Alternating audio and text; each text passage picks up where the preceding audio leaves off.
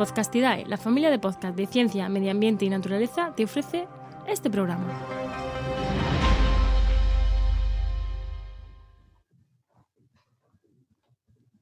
¿Nos escuchas, Sara?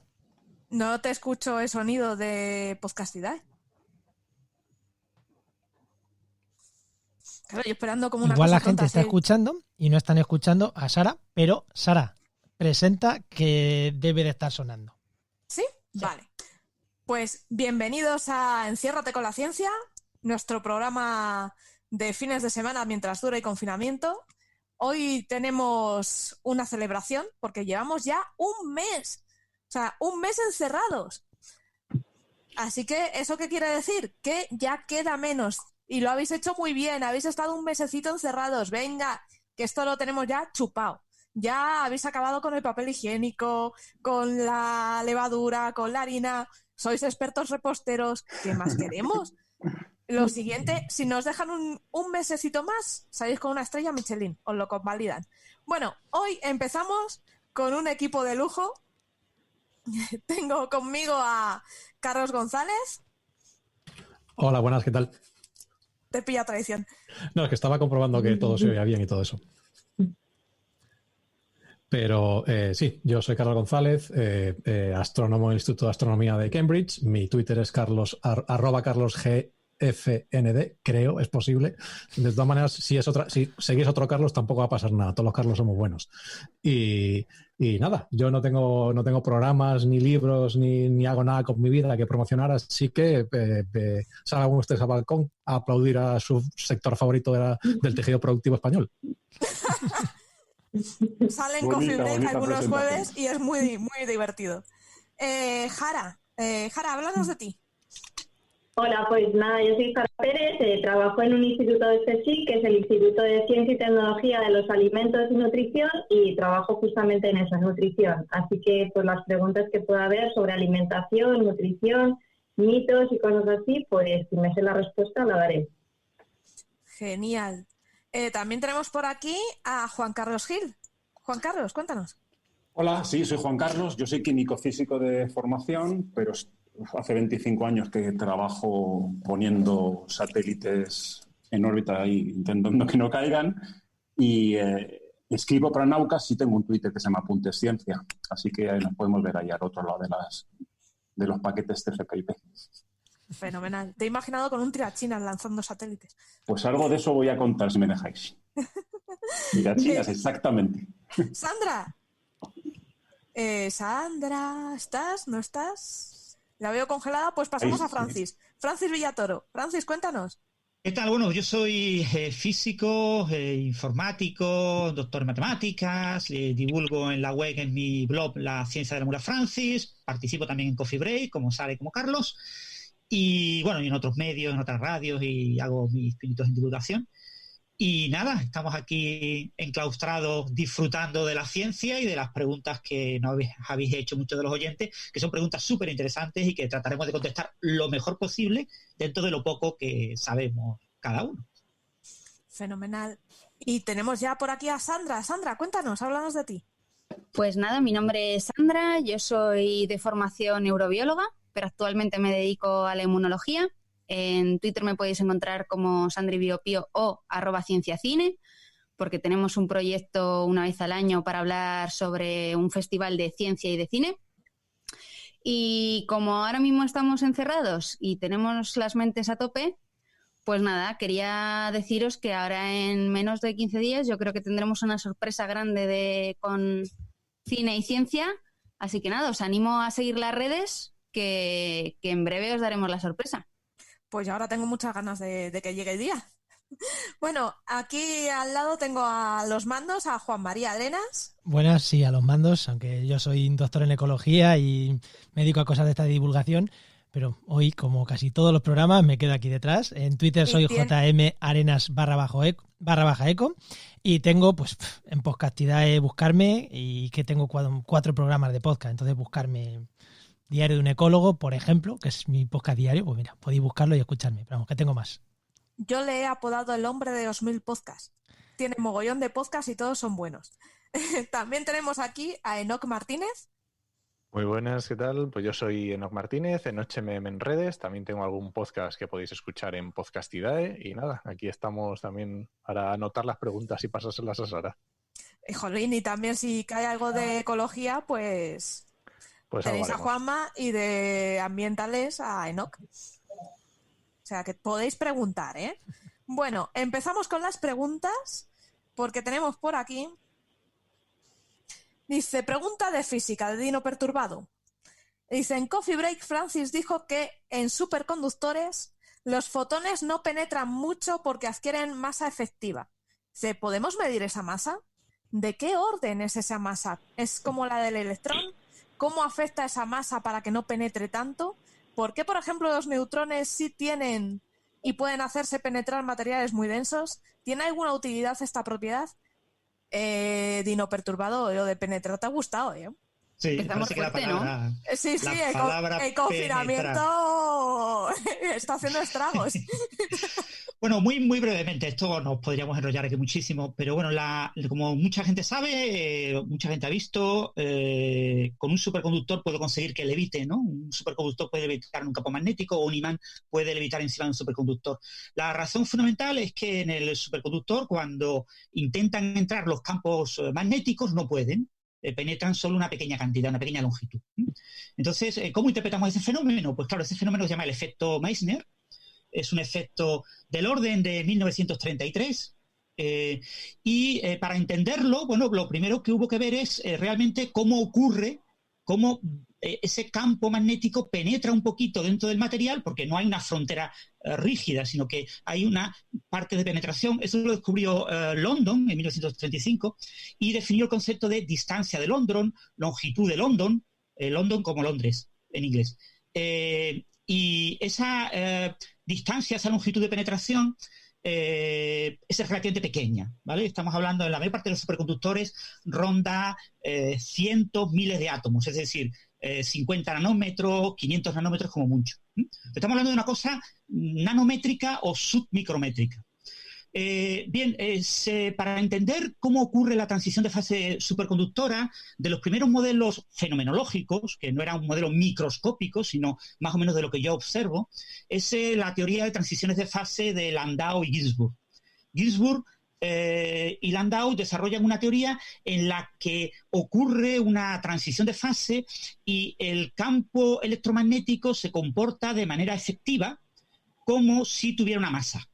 Entonces, esa masa es la masa efectiva del campo electromagnético, que eso en su momento se interpretaba pues como una mera cuestión matemática, ¿vale? No tenía mayor interés. Sin embargo, ya cuando aparece la teoría microscópica de la superconductividad en 1957, la teoría de Bardeen, Cooper y Schrieffer, esa teoría, la BCS, nos explica a la superconductividad como ocurre un emparejamiento entre electrones debido a la existencia de la red cristalina.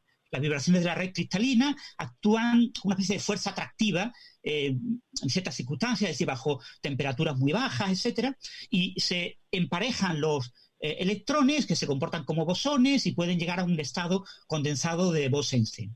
Entonces, la superconductividad es como si las parejas de electrones se adquirieran el estado de un condensado de Bose-Einstein. En esa teoría, ¿cómo entendemos la fenomenología, la aproximación de Ginzburg-Landau? Pues eso se desarrolló a principios de los 60.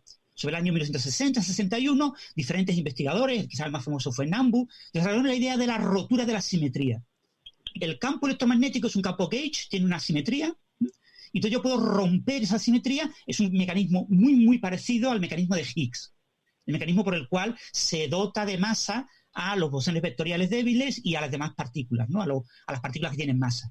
Entonces aparece un mecanismo de ese tipo que permite explicar por qué el campo electromagnético no puede penetrar dentro del superconductor. Y la razón es que el fotón, de manera efectiva, la simetría Gauss se rompe y el fotón, de manera efectiva, adquiere masa. Y entonces solo puede penetrar una pequeña distancia que depende de esa masa que ha adquirido. Claro, ¿cuál es esa masa? Bien, pues la masa, en esta teoría efectiva, básicamente es la masa asociada a una partícula, en este caso una cuasipartícula. El fotón dentro del superconductor se comporta no como un fotón libre, sino como una cuasipartícula de tipo libre. Dentro del superconductor, los electrones, dentro de un material, un sólido, los electrones no se comportan como electrones, se comportan como cuasipartículas de tipo electrón. Es decir, la masa de un electrón en un sólido depende del sólido, no es la masa que tiene en el aire libre, y el fotón, que no tiene masa en el aire libre, dentro del superconductor adquiere una masa que es el equivalente a la longitud de Compton, a esa longitud de onda que de Broglie introdujo a los electrones para interpretarlos como ondas. Entonces, esa fórmula, básicamente, la longitud de onda de Broglie es la constante de Planck, la h barra, partida de la velocidad de la luz por la masa. Pues entonces, la masa efectiva del fotón es la constante de Planck partida de la velocidad de la luz por la longitud de Compton, la longitud de penetración de Compton. Como si hacéis los números, esto lo cogéis, yo suelo usar Wolfram alfa para hacer este tipo de números, ponéis h bar dividido c dividido 50 nanómetros y te sale el resultado unos 10 a la menos 36 kilogramos. 10 a la menos 36 kilogramos, recordar que la masa del electrón es del orden de 10 a la menos 31 kilogramos. Es decir, estamos hablando entre eso para 50 nanómetros. Para 500 nanómetros es como 10 a la menos 37. Estamos hablando como entre 100.000 y 1 millón de veces más pequeña que la masa de un electrón libre en el vacío. Pero en un sólido, en un superconductor, el electrón tiene una masa efectiva mucho más baja, del orden del 1%. Con lo que en realidad estamos hablando de entre 100 millones y 1 millón de veces la masa de la cuasipartícula tipo electrón dentro del superconductor. Esa es la masa del fotón. ¿Eso se puede medir? No, tú no puedes pesar un fotón, ¿vale? Y menos un fotón con masa efectiva. O sea, no podemos pesar un fotón. Pero sí podemos medir la longitud de Compton, medir a qué longitud yo puedo explorar el campo magnético de forma indirecta y ver cómo penetra dentro del superconductor. Entonces, medir la longitud de penetración de London es equivalente a medir la masa efectiva del fotón. Entonces, sí hemos podido medir eso. ¿Para qué sirve eso? Pues, en principio, para nada. Es decir, yo quiero decir que explicar con la teoría microscópica de la superconductividad la teoría efectiva fenomenológica previa, pues no tiene ninguna utilidad práctica. Si ya tenemos la buena, ¿para qué queremos la mala? Pero bueno, está bien como cosa que aparece en todos los libros de texto de superconductividad y en principio es una cosa interesante conocer, etcétera. Pero no es una cosa que tenga una aplicación como tal, ¿vale? Si ya tengo una teoría buena, pues justificar con la teoría buena resultados de la teoría efectiva, pues, hombre, en muchas aplicaciones la efectiva es buena, pero realmente no tiene mucha utilidad. Y eso estamos hablando de superconductividad convencional. Después están los superconductores de alta temperatura, que tienen una superconductividad no convencional. Ahí aparecen fenómenos que todo esto hay que matizarlo bastante, ¿no? En cualquier caso, una manera de entender por qué el campo magnético no penetra demasiado en un superconductor es porque ocurre una rotura de simetría y el fotón, de manera efectiva, la cuasipartícula correspondiente al fotón dentro del material, se comporta como una partícula con masa efectiva. Pero muy, muy pequeña, ¿eh? Muy, muy pequeña. 10 a la menos 36 y a la menos 37 kilogramos es una cosa extremadamente ridícula. Wow. No, pues queda genial. Lo que me ha gustado... Estaba todo callado, ¿eh? Estáis todos diciendo... Sí. No, lo que me ha gustado de que no se puede pesar ese electrón es como nosotros cuando acabe esto. Mejor no pesarnos. Es un fotón, no es un electrón. Es un fotón. No se puede pesar el fotón, pues nosotros tampoco. Después de esto no nos podemos pesar. Y hablando de pesos y kilocalorías, ahora que estamos todos ahí poniendo los gochos, hay una pregunta de @aiprendiendo en Twitter que dice: las kilocalorías indicadas en los alimentos son irreales. Provienen de una generalización, gramos de glúcidos, proteínas y lípidos por 4 o 9. Bueno, un lípido concreto aporta según su procesamiento y uso, no siempre 9. Por ejemplo, ¿qué técnicas podrían medir eso bien en 2020? A mí me ha dejado un poco con el tema torcido. Jara, cuéntanos. A ver, la pregunta es complicada. Primero, para situarnos un poco, para quien no sepa muy bien de qué se está hablando, lo que tenemos es que siempre se considera que 1 gramo de proteínas o de glúcidos da 4 calorías, 1 gramo de grasas da 9. Y 1 gramo de alcohol da 7, por cierto, que a veces no se tiene en cuenta. Entonces, pues resulta que tenemos que efectivamente esto es una generalización, ya que, por ejemplo, las grasas no todas tienen la misma estructura. Entonces, según el número y el tipo de enlaces que tengan, no van a liberar exactamente la misma cantidad de energía. Técnicas con las cuales se podría medir de manera precisa, la verdad es que lo desconozco, porque ese aspecto ya más de la determinación energética, de termodinámica, se me escapa. A lo mejor ahora puede añadir algo Juan Carlos o algún otro sabe algo sobre esto. Pero desde el punto de vista práctico, la verdad es que ese valor de 4 y de 9 nos sirve, porque la diferencia que tendríamos sería una diferencia de decimales. Entonces, no nos va a estar cambiando mucho los valores que tengamos en cuenta si aquí son 8,9 o si aquí son 9,15. En la práctica podemos quedarnos con esos valores. De todas formas, cada vez más en nutrición nos fijamos menos en el valor de las calorías. Esto es un chip que tenemos todavía muy metido en la cabeza, de voy a mirar cuántas calorías tiene esta, a ver si me engorda más o me engorda menos. Y lo que nos importa más es la calidad de las calorías que estemos consumiendo. O sea, si yo tomo 1.500 calorías al día, pero a base de helados y brownies, mal, mucho peor que si tomo 2.300, pero porque estoy tomando legumbres, estoy tomando aguacate, aceite de oliva, frutos secos. Entonces nos importa más esa calidad que la cantidad. Hombre, en un orden, ¿no? Si alguien se toma 1 litro de aceite de oliva, pues evidentemente por beneficioso que sea va a tomar muchísimas calorías. Pero en un orden nos importa más la calidad que la cantidad. Entonces, a esta pregunta, a la pregunta en sí que hace, no sé responder. A la pregunta de qué manera se podría determinar, no sé qué técnicas hay. Pero desde el punto de vista práctico podemos seguir tomando esos valores como referencia. Sí, yo cuando estudiaba estos temas, a nosotros nos comentaban que efectivamente usábamos el tema de las 4 y las 9. Y nos comentaban que esto se había obtenido o que se obtenía de forma empírica quemando.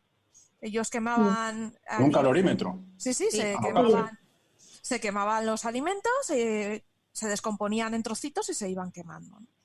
Y era muy divertido, ¿no?, hacer estas prácticas y tal, pero claro, hoy en día eso no es práctico. Entonces sí que se toma esta regla porque efectivamente, como dice Jara, la diferencia es mínima.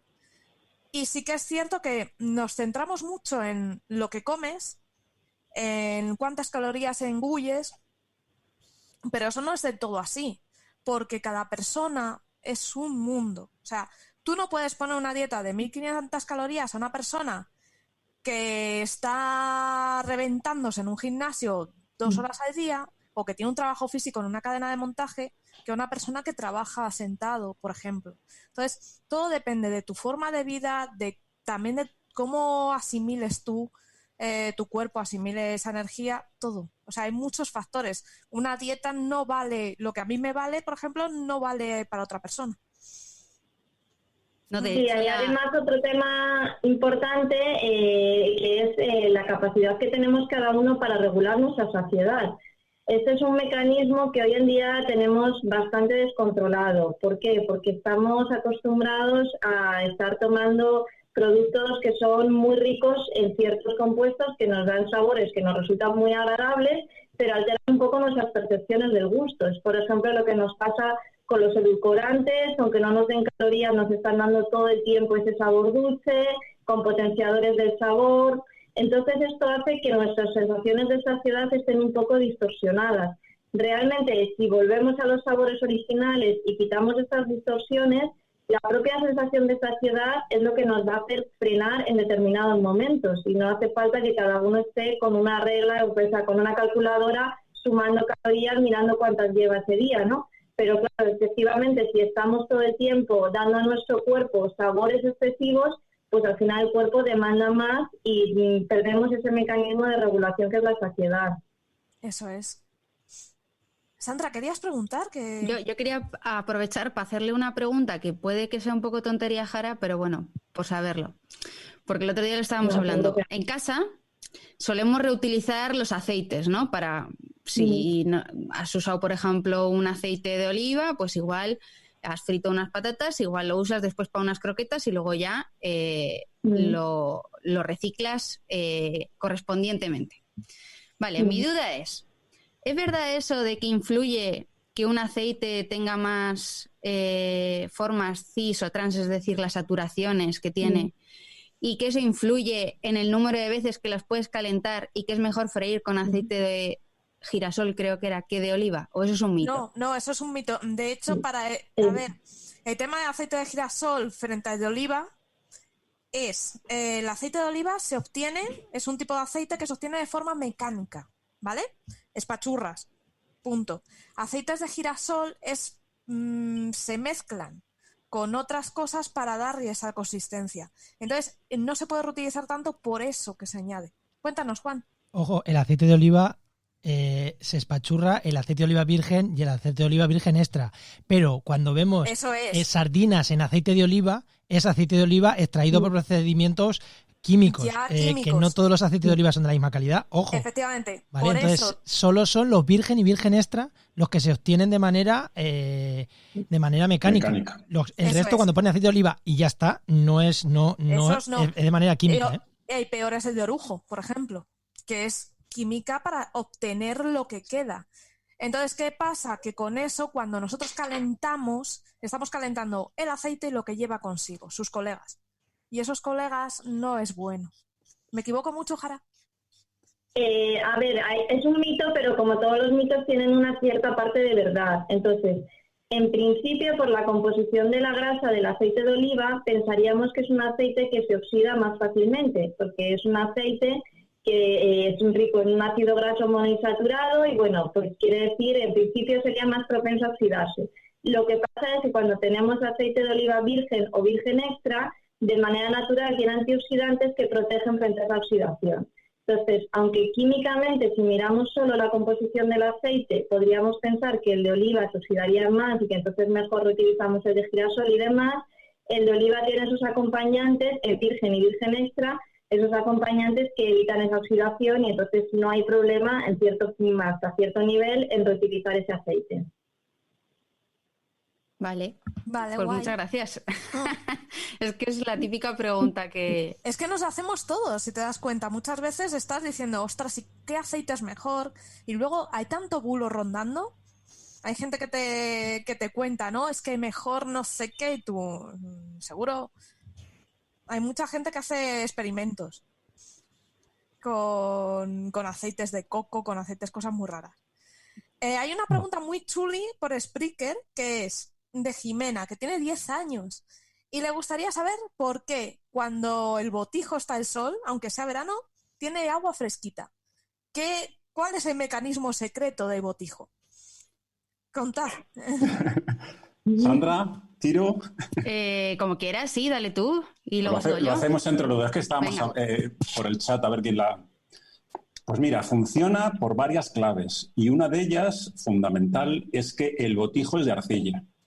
Y la arcilla es semipermeable al agua. Es decir, el agua que pones dentro del botijo es capaz, un poquito de ella, de salir por los poros que tiene la arcilla y humedecer, aunque no se llega casi a ver, en fin, al tacto, humedecer el exterior del botijo.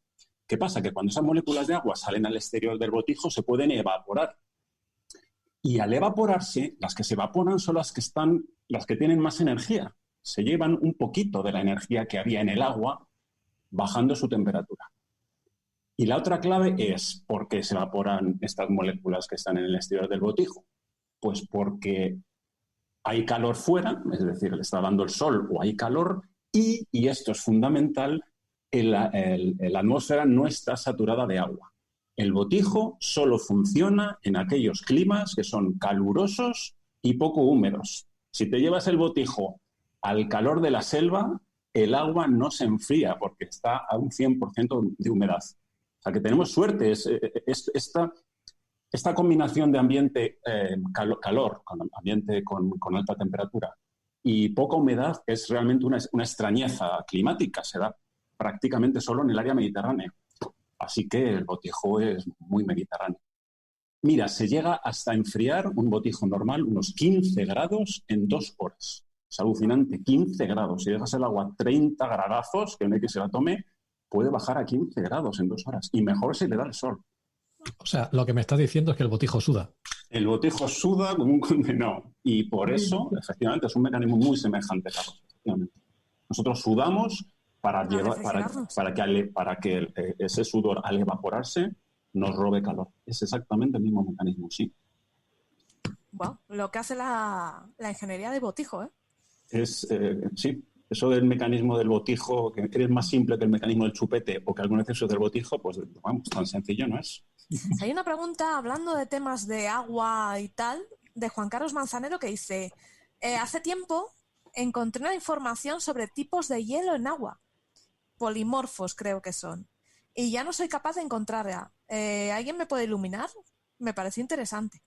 ¿Alguien sabe? Bueno, probablemente la escribiera yo. Hice una noticia... Yo he escrito en mi blog varias cosas sobre las fases del agua y recientemente, creo que fue en diciembre del año pasado, en noviembre del año pasado, se publicó una nueva fase en el agua, entonces puse el diagrama del fase, y esas fases son fases que se llaman polimorfos, ¿no?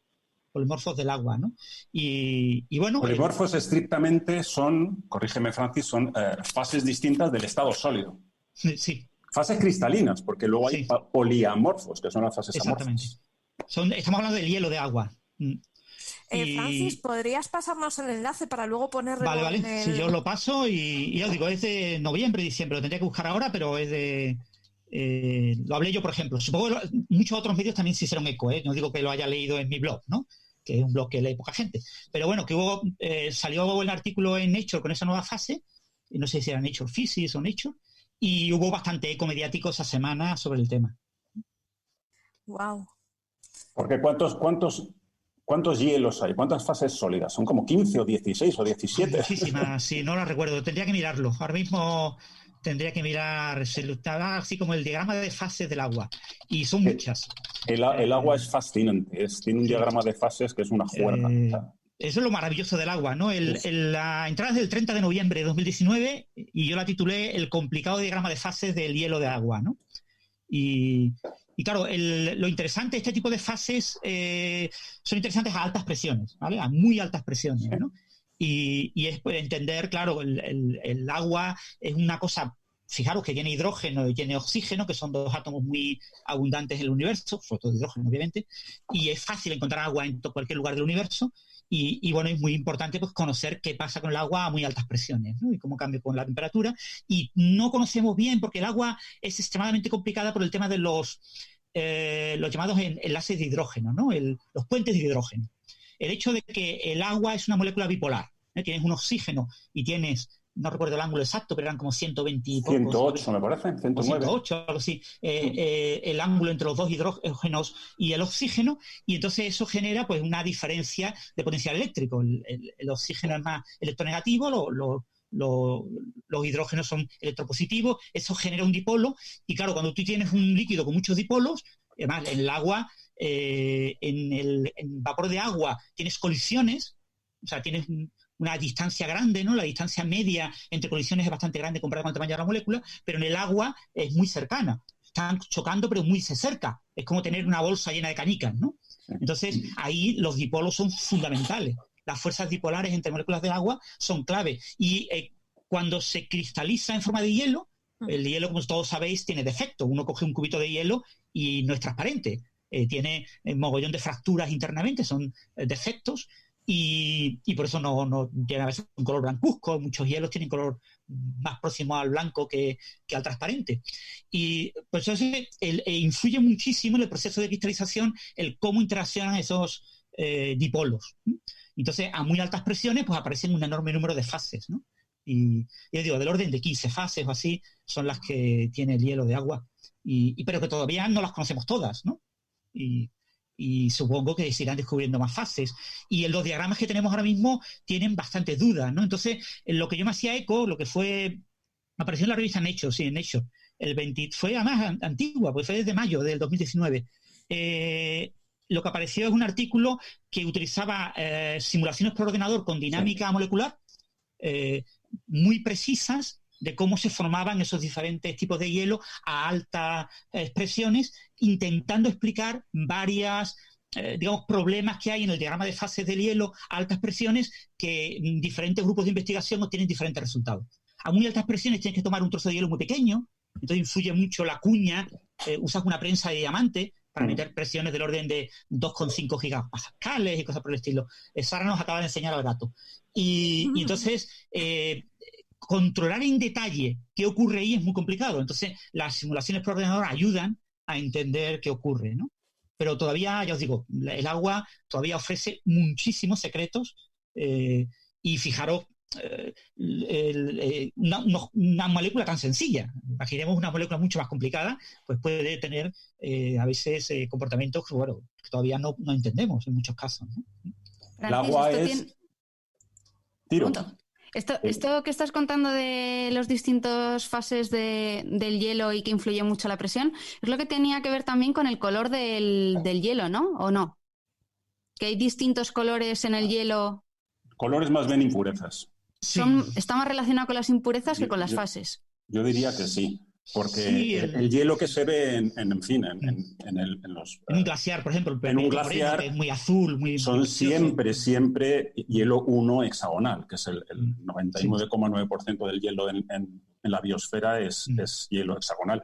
Hay un poquito hielo cúbico en las fases altas de la atmósfera, pero en la Tierra, salvo fuera del laboratorio, todo el hielo es hielo 1. Pero son impurezas.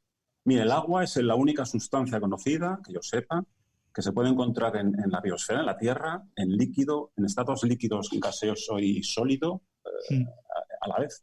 Y además tiene la característica, que es crítica para la vida, que a presión normal, la presión atmosférica, la densidad del hielo es inferior, todos lo sabemos, que la del agua, y por eso el hielo flota. Que eso hace que los lagos se congelen por arriba, con lo cual el calor de debajo del lago no escapa, porque curiosamente el hielo es un buen aislante térmico, también por eso funcionan los igloos. Bueno, que durante invierno los peces y los batracios, en fin, se pueden ir al fondo del lago y estar razonablemente a gustito. O sea, el agua, bueno, pues tenemos una suerte de que este universo haya creado agua. Sí. Bueno, si no, igual seríamos distintos y estaríamos adaptados a otra cosa. Bueno, no se sabe. Ya digo, uno de los grandes problemas que tiene el tema de la búsqueda de exovida, suprimiendo el tema del agua, es decir, olvidemos el agua, construyamos, vida en Titán. En Titán hay poca agua en la superficie. Es muy, muy complicado sostener toda una biosfera utilizando otro tipo de moléculas. Es muy, muy complicado el encontrar mecanismos que te permitan porque los seres vivos lo que están haciendo es generar constantemente entropía. O sea, parecemos complejos, pero porque estamos generando constantemente, tomando recursos, destruyéndolos, generando entropía y echándolos fuera. Ese mecanismo, ese metabolismo cíclico es muy, muy complicado en un entorno y además con variaciones del entorno, porque para tener evolución, por ejemplo, necesitas variaciones del entorno. En un entorno completamente que se mantenga sin cambios no existe la evolución. Entonces, realmente, el tener algún líquido, alguna sustancia semisólida que me permita generar orgánulos encapsulados y que tengan metabolismo y que interaccionen con ese entorno y que permitan ganar una cierta variabilidad en ciertas regiones del planeta y todo ese tipo de cosas prácticamente inconcebible si no es con agua. Se hablaba del amoníaco, pero la química del amoníaco es relativamente pobre. Sí. Permite la autoionización, que es muy interesante para mecanismos de regulación del pH. Y relacionados, he oído hablar de, obviamente es todo teórico, posibles mecanismos con ácido cianhídrico, que incorpora carbono y bueno, pues podríamos, en fin, tirar por ahí, pero obviamente es pura especulación. Sí, en Titán había lagos, pero ¿eran lagos de qué? Metano, ¿no? y hidrocarburos algo más complejos. Sí. Pero son hidrocarburos, son plásticos. Sí. Es donde llueven hidrocarburos, ¿no? Sí, llueve. Sí. Se pone que hay lagos, hay grandes distribuciones. Porque donde llueve amoníaco es en Venus. En Venus llueve de todo lo malo, ¿no? Ácido sulfúrico, hay varias capas de nubes y aquello es muy agradable para nosotros. Sí, es un sitio que mejor no pisar. Carlos, ¿ibas a decir algo? Que te he visto agarrar el micro. No, en algún momento iba a decir algo, pero creo que ya se pasó el momento y esta se me ha olvidado. Pues... Otra curiosidad con el agua, déjame un segundo. A pesar de que en la Tierra solo hay hielo 1, fundamentalmente, el hielo más común en el medio intergaláctico es amorfo. O sea que prácticamente la totalidad del agua del universo es amorfo. Y existe, creo, no sé si está probado o es solo teórico, una fase que llaman superiónica. ¿Que el agua es amorfo? ¿Perdón? ¿Qué quieres decir con que el agua es amorfo? Amorfo es un sólido no cristalino. Vale. Donde no hay orden a larga distancia. Vale. Como el vidrio. El vidrio de las ventanas, que todo el mundo le llama cristal, a pesar de Pero que no es así. de que es de los pocos sólidos no cristalinos, jolín. De hecho, no es ni sólido, es un fluido. Bueno, sí, hay gente que dice que es un fluido de muy alta... Es muy divertido muy alta cuando si vais a una antigua catedral o algo con muchos siglos, los vidrios abajo están más gorditos que arriba. Y es por eso, porque va cayendo. Se va...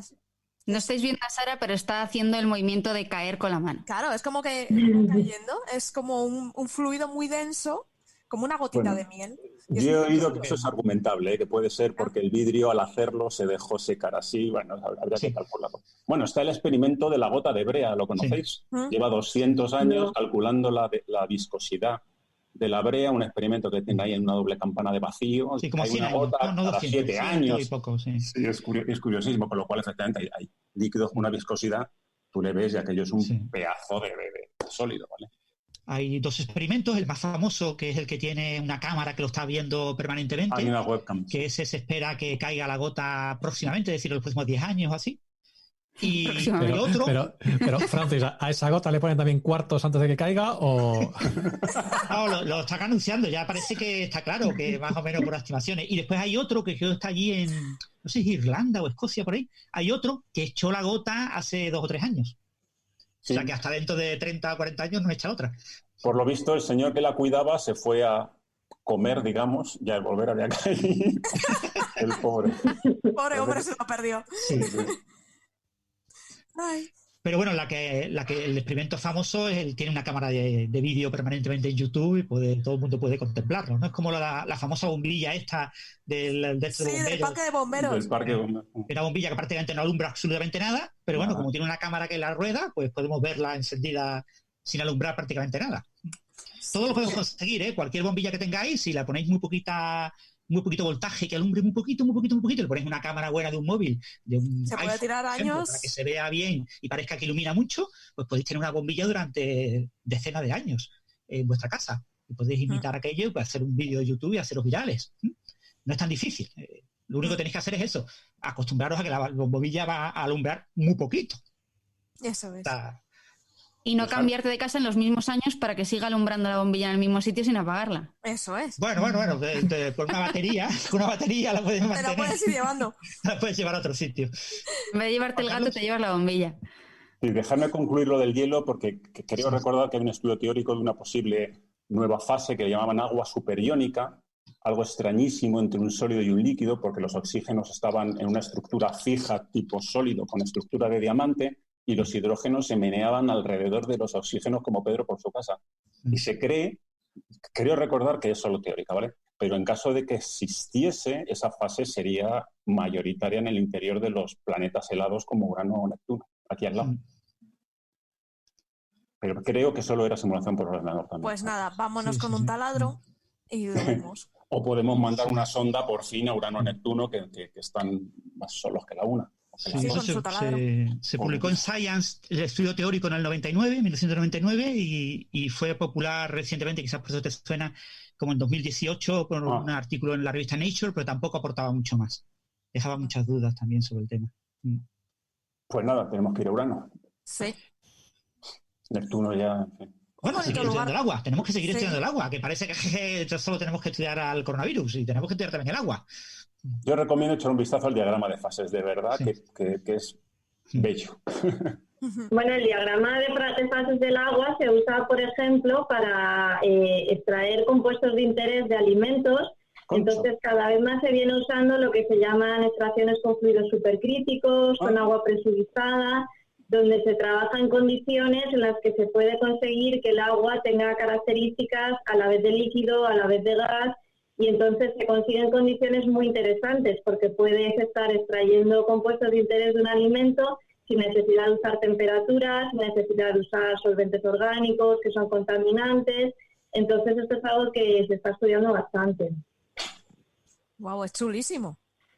Una pasada el agua. Sí. Tenemos otra pregunta. Así que sí queda mucho decir el diagrama de fases del agua. Tenemos por aquí otra pregunta de Dino Perturbado, que dice, como tenéis a un galaxiólogo por ahí, Dice, ¿la orientación de las galaxias en el universo visible es aleatoria? ¿Hay una orientación más o menos definida? Tanto si es así como si no, ¿esto puede dar pistas de la inflación o no tiene nada que ver?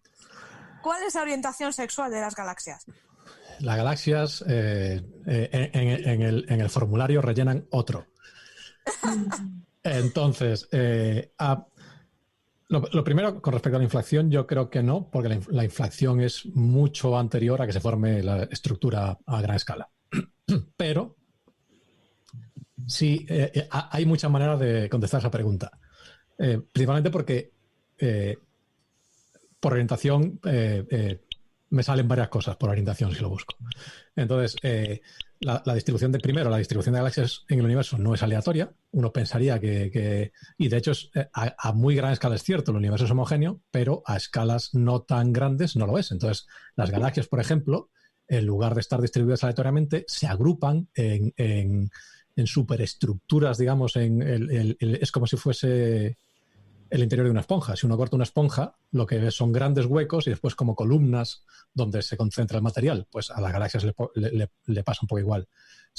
Mapean un poco la densidad de materia oscura en el universo, y donde tienes más materia oscura, tienes estas superestructuras de materia oscura y tienes más galaxias, con lo cual, en cierto modo, se orientan siguiendo a esas superestructuras.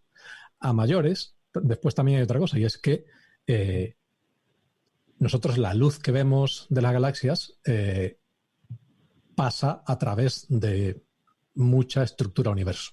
Entonces, por ejemplo, si yo tengo una galaxia muy masiva y detrás de ella hay otra galaxia, la luz que viene de esta galaxia de fondo, al acercarse a la otra galaxia, esta galaxia que está más cerca de nosotros actúa como una lente o como un embudo, dependiendo de la orientación relativa y de la masa y cosas así. Entonces, lo que podemos ver es que hay como dos regímenes, lo que se llama la lente gravitacional fuerte, en que la galaxia está cerca de nosotros es tan masiva que distorsiona por completo la imagen que tenemos de la galaxia de fondo, y vemos, por ejemplo, anillos, vemos cosas como la cruz de Einstein.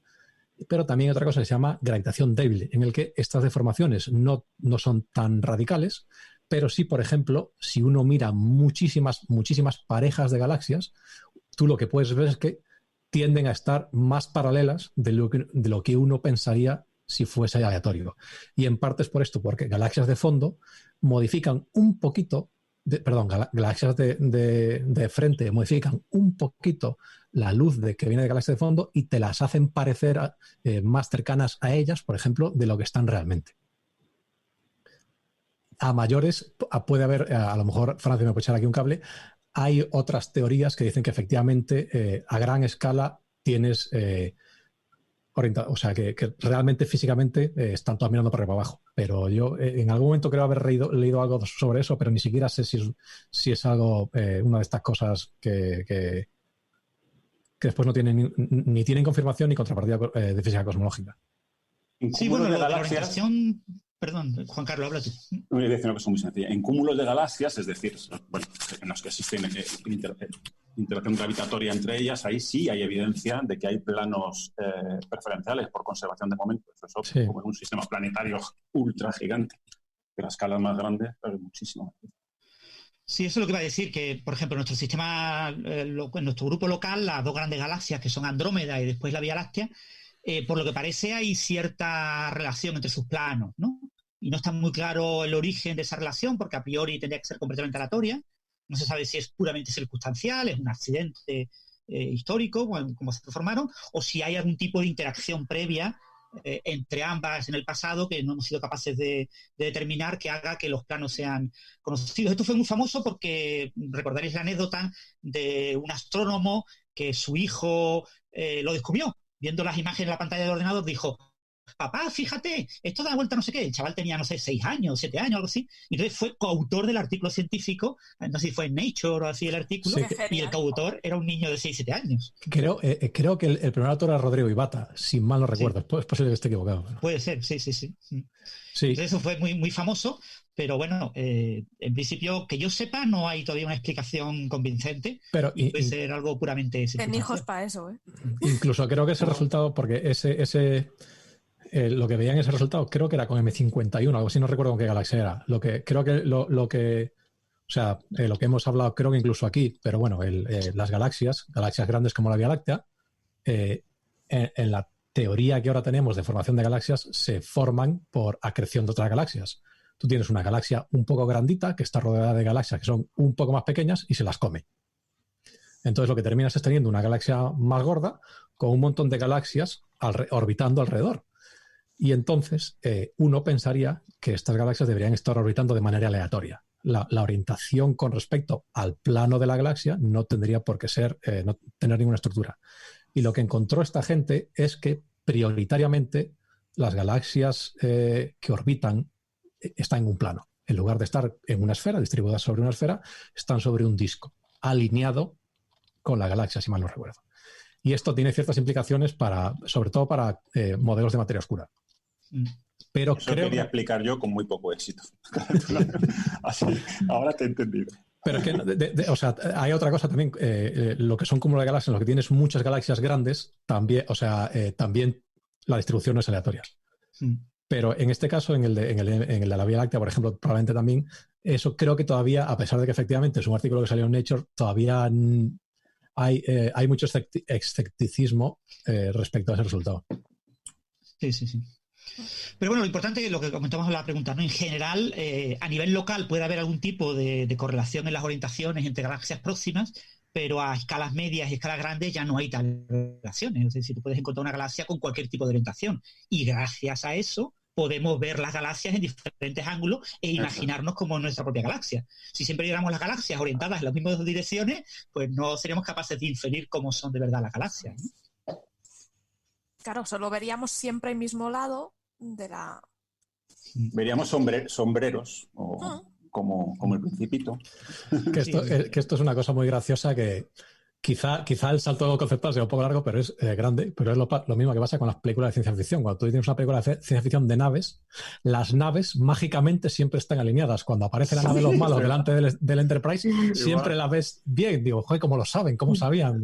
Se ponen de acuerdo antes. Sí, ¿no? Su ordenador de guerra dice, ¿qué vector nos ponemos para que quede bien en la imagen? Para que quede guay y nos podamos disparar a gusto, ¿sabes? Porque a mí me llama la atención en la galáctica, ¿no? Que aparecen los tilos y siempre colocaditos. Digo, pero tíos, ¿cómo sabéis dónde poneros? Es espectacular, sí. Hay una pregunta por aquí un poco rara de biología, así que los biólogos agarraos, que dice, pregunta controvertida. Dice, ¿conocemos si se pueden concebir híbridos humanos-simios? ¿Esa mayor laguna de conocimiento que tenemos? ¿Ese experimento más barato y con más impacto, estudio de inteligencia y cambio de mentalidad, se ha evitado el tema? Vamos a ver, Miguel Casanova, yo no sé tú, pero yo es que con un mono no me siento atraída, ¿sabes? ¿Alguien sabe responder a esto? Es que creo que... Sé que sí que se han hecho experimentos a nivel de embriología. A nivel de embriología sí que se han hecho algunos experimentos pero no solamente entre células de humanos y de primates, sino que también se han hecho con cerdo, pollos y otras especies, colocándolas en otras células de otra especie diferente. Actualmente las connotaciones éticas que tienen estos experimentos son bastante fuertes, aunque sabemos que hay ciertos países que las llevan un poco más allá, como ha pasado en el último año. En China. Por ejemplo, en China, exactamente. Creo que sabemos de qué experimento estamos hablando. Entonces, creo recordar de la carrera que sí que hay pequeños estudios en ese tema de híbridos, sobre todo para el conocimiento del desarrollo, de biología del desarrollo, pero yo no tengo mucha idea. Igual el próximo día que esté aquí... Patria a lo mejor nos puede ayudar. Sí, igual sí. Sobre genética del desarrollo o algo. A mí me gustaría resolver me gustaría saber cómo se resuelve el problema de que para empezar el número de cromosomas es distinto. Eso es. Porque, cómo se las apañan. Para hacer híbridos no tengo ni idea. Yo en el libro, me parece que en Editando Genes, el libro de Luis Montoliu, perdón, tengo un gato encima que me está arañando, hablan un poco de cómo se para hacer cosillas de esas, sobre todo también con especies vegetales también se hace, que se apañan, o sea, que se hace edición para que pueda encajar, pero no tengo ni idea. Pero sí, lo que sale no es viable, ni reproducible, ni nada. O sea, no estáis imaginando, la gente así de mi edad, que los dibujos animados de Vaca y Pollo podían ser verdad. La verdad es que la pregunta es un poco, ya os digo, muy rara, por eso, porque es extraña. A ver, no lo hagas. No lo hagas, efectivamente. ¿Para qué? Es como, ¿para qué lo vas a hacer? Es un poco como comerse un murciélago. ¿Para qué? O sea, Sí, ¿para qué? Pero díselo a Osi. Que él lo hizo y, bueno, no le fue tan mal. O no sabemos. Bueno, hablando de Osi, esta mañana estuve escuchando a Black Sabbath, porque me lo recordó Carlos. Qué buen gusto, qué buen gusto. Tomando el sol, retuiteando artículos de Medarchive, del Medarchive, y escuchando a Black Sabbath. Es que... Oye, preguntárselo mañana esto a Anabel, estoy pensando. Anabel seguro que sabe. Vale, o sea, que esta pregunta la podéis guardar para mañana. Sí, y una pregunta de Anabel que tenemos por aquí, chan. Y además esta es para Jara. Dice, ¿para qué se usan los suplementos de TRP? Dice, ¿los suplementos de aminoácidos y proteínas son realmente seguros? ¿Sirven para algo? ¿Sabéis pues algo? Sirven para poco. La mayoría de los suplementos que hay, primero los suplementos de proteínas, los más comunes ahora mismo son los de colágeno.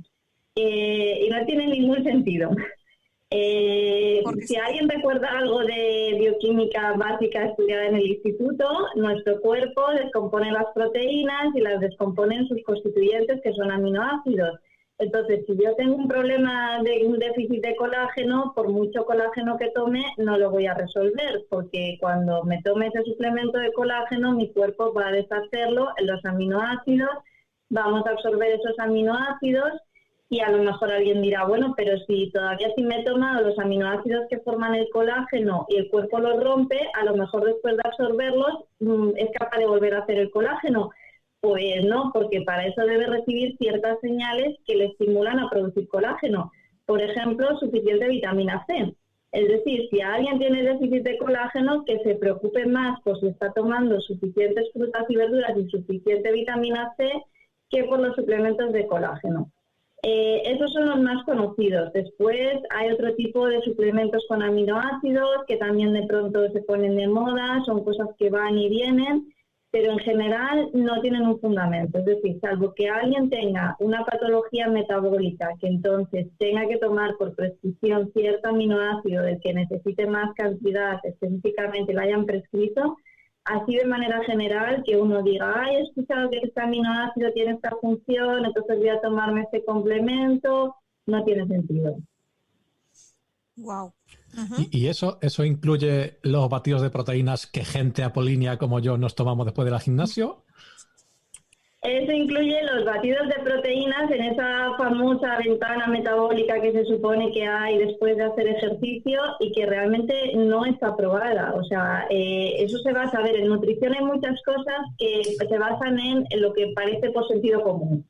Entonces parece lógico que si yo hago esto pasará esto otro. Entonces la ventana metabólica entra un poco en esa serie de suposiciones donde alguien un día tuvo una idea que parecía tener un cierto sentido y en lugar de validarla, pues de pronto esa idea se extiende. Entonces realmente no está probado que exista esa ventana metabólica y que sea necesaria esa dosis extra de proteínas de hacer ejercicio en condiciones normales. Es decir, si tú te dedicas a hacer un Ironman, pues entonces podemos pensar que puedas necesitar suplementos específicos de proteínas. Pero en condiciones normales de actividad física, de voy 1 hora al gimnasio o me hago una carrera de 3 horas, pero no hago cosas que sean de deporte de alta competición, no está justificado tampoco esos suplementos de proteínas, ni tampoco las bebidas isotónicas, ni muchas rutinas que se ponen muy de moda en los gimnasios y que realmente no están validadas. De hecho, por sentido común, no sé si me equivoco. Yo creo que antes de hacer cualquier ejercicio, sobre todo para ayudar a tu cuerpo y a tus músculos, es mejor una buena dosis de glucosa, de carbohidratos, o sea, una fruta, para que tu cuerpo tire de ahí, de eso que le acabas de meter, y no esté tirando de tu músculo. Entonces, lo que me está diciendo Sara es que antes de ir al gimnasio, en lugar de tomar un batido de proteínas, lo que me debería tomar es un donus. Bueno, o un plátano. Simone Biles, la gimnasta de Estados Unidos, pues tiene una imagen que es bastante famosa porque ella siempre, antes de salir a la pista a hacer sus ejercicios, está tomándose un plátano. Entonces, a veces... también. Entonces, a veces tenemos también, claro, pues aquí obviamente hay intereses comerciales y luego esa tendencia que tenemos a que pensamos, un plátano, ¿cómo me va a servir para algo? Hombre, mucho mejor este bote que me están vendiendo con publicidad, con un montón de letras de nombres raros, no sé qué, y entonces resulta que al final lo más simple es tomarse un plátano. Y ese plátano, además, con ese potasio, te ayudará a no tener los calambres que muchos sufrimos por si sales a correr, cuando estás en spinning, entonces te puede ayudar.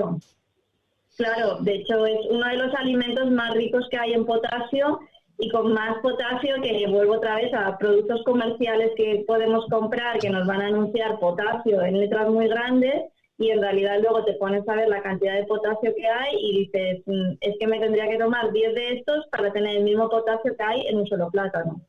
Eso es, o sea, siempre un aporte de glucosa, y si en este caso el plátano te aporta algo más que te va a ayudar pues eso, a no sufrir esos dolores que a lo mejor te pueden llegar a ocasionar un problema, ¿no? Ahí en natación, nadando, pues te pega un calambre y te pega en mal sitio y te puedes hundir. Me recordaba las 12.000 calorías de Michael Phelps, que se plantaba el tío cuando entrena. 12.000, ¿no lo habéis visto? O sea, se tomaba... Sí, de hecho salió la imagen, que era muy impactante, de todo puesto en una mesa de lo que comía en un día. 10 platos de pasta, en fin. Pero claro, es pasta, que son carbohidratos puros y duros, pero es para eso, porque para que tu cuerpo no empiece a quemar lo que no debe, sino que tire de lo que le estás... Un ciclista, por ejemplo, está tomando en el bidón, es todo azucarado para tener de dónde sacar. Hombre, claro, pero normalmente ella... Perdón. A esos niveles... No, decía que normalmente... Sí, di.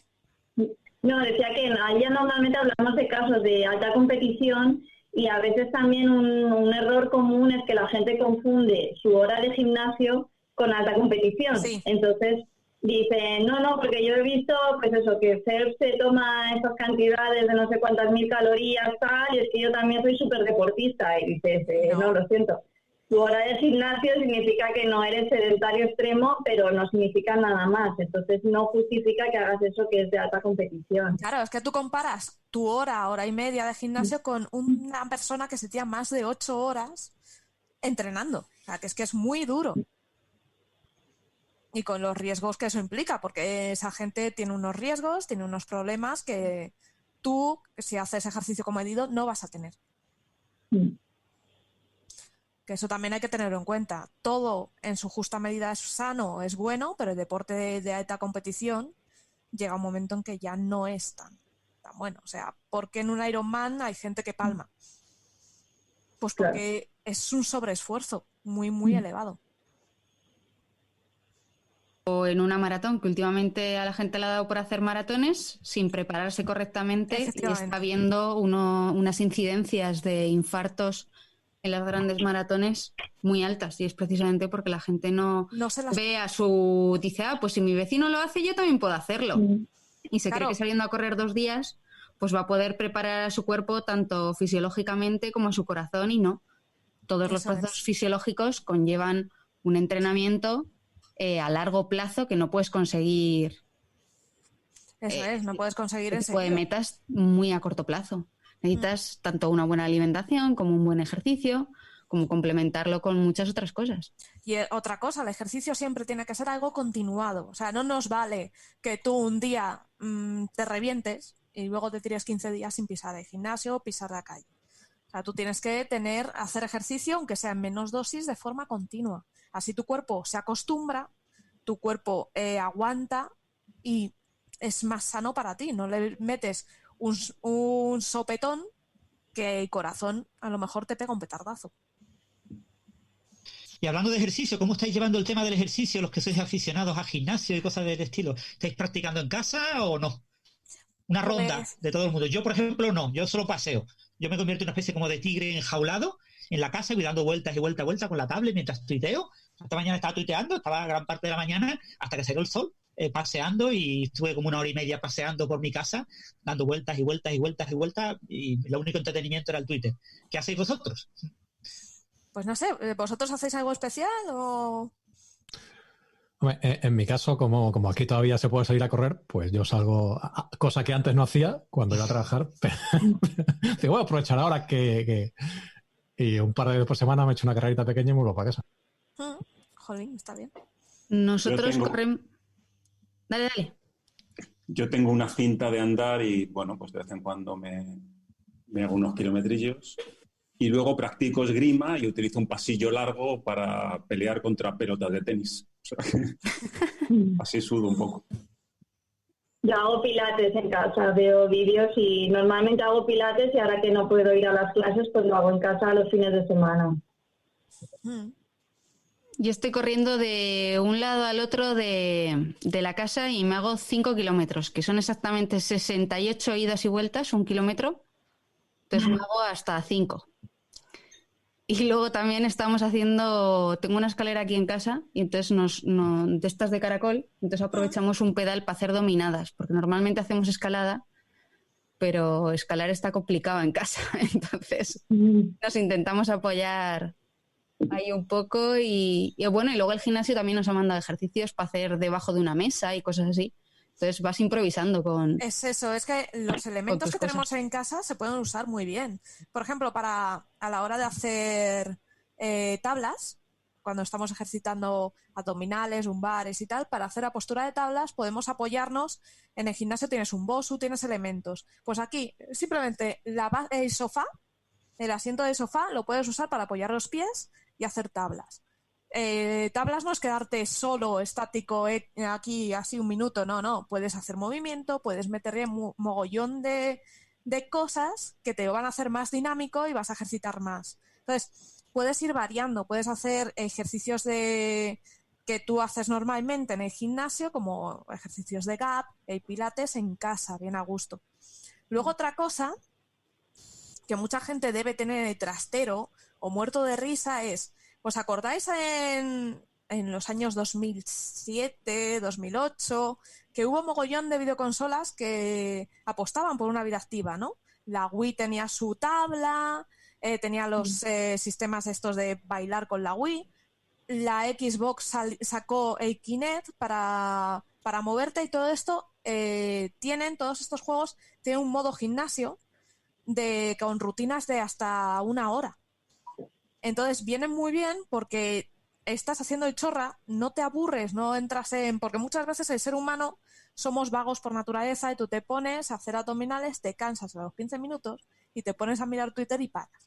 Y no, con esto el bicho no te va a dejar descansar más que unos segundos entre fase y fase, lo que él considera, y te va a reventar.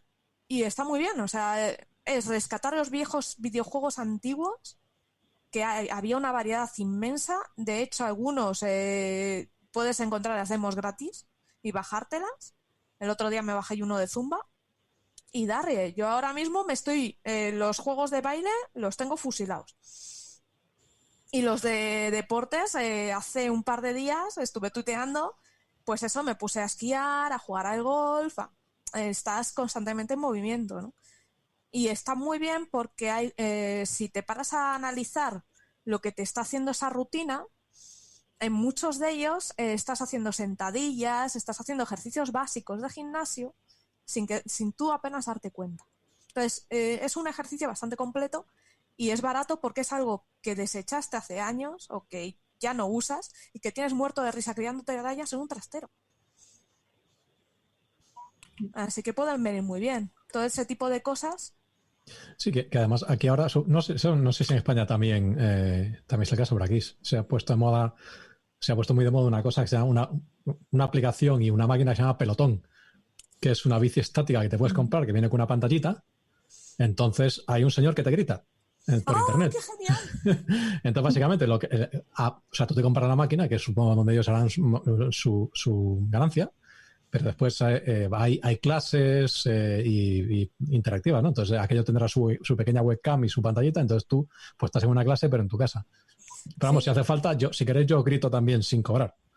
Oye, es que se echa de menos. Yo los abdominales en casa, si no hay un menda que me grite como en el gimnasio, no es lo mismo.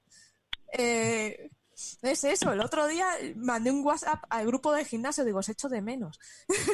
Pues si no te gritan. Pero es que es cierto, ¿no? El tema de la bici estática se lleva muy de moda ahora en muchos gimnasios, que es lo que llaman spinning virtual, porque se ahorran al monitor. Nosotros que tenemos WhatsApps semanales de nuestro profesor de escalada ahí incitándonos a que no perdamos la forma física todo el rato y recordándonos lo mal que lo vamos a hacer si no hacemos los ejercicios que nos recomienda. Entonces tenemos ahí como la doble...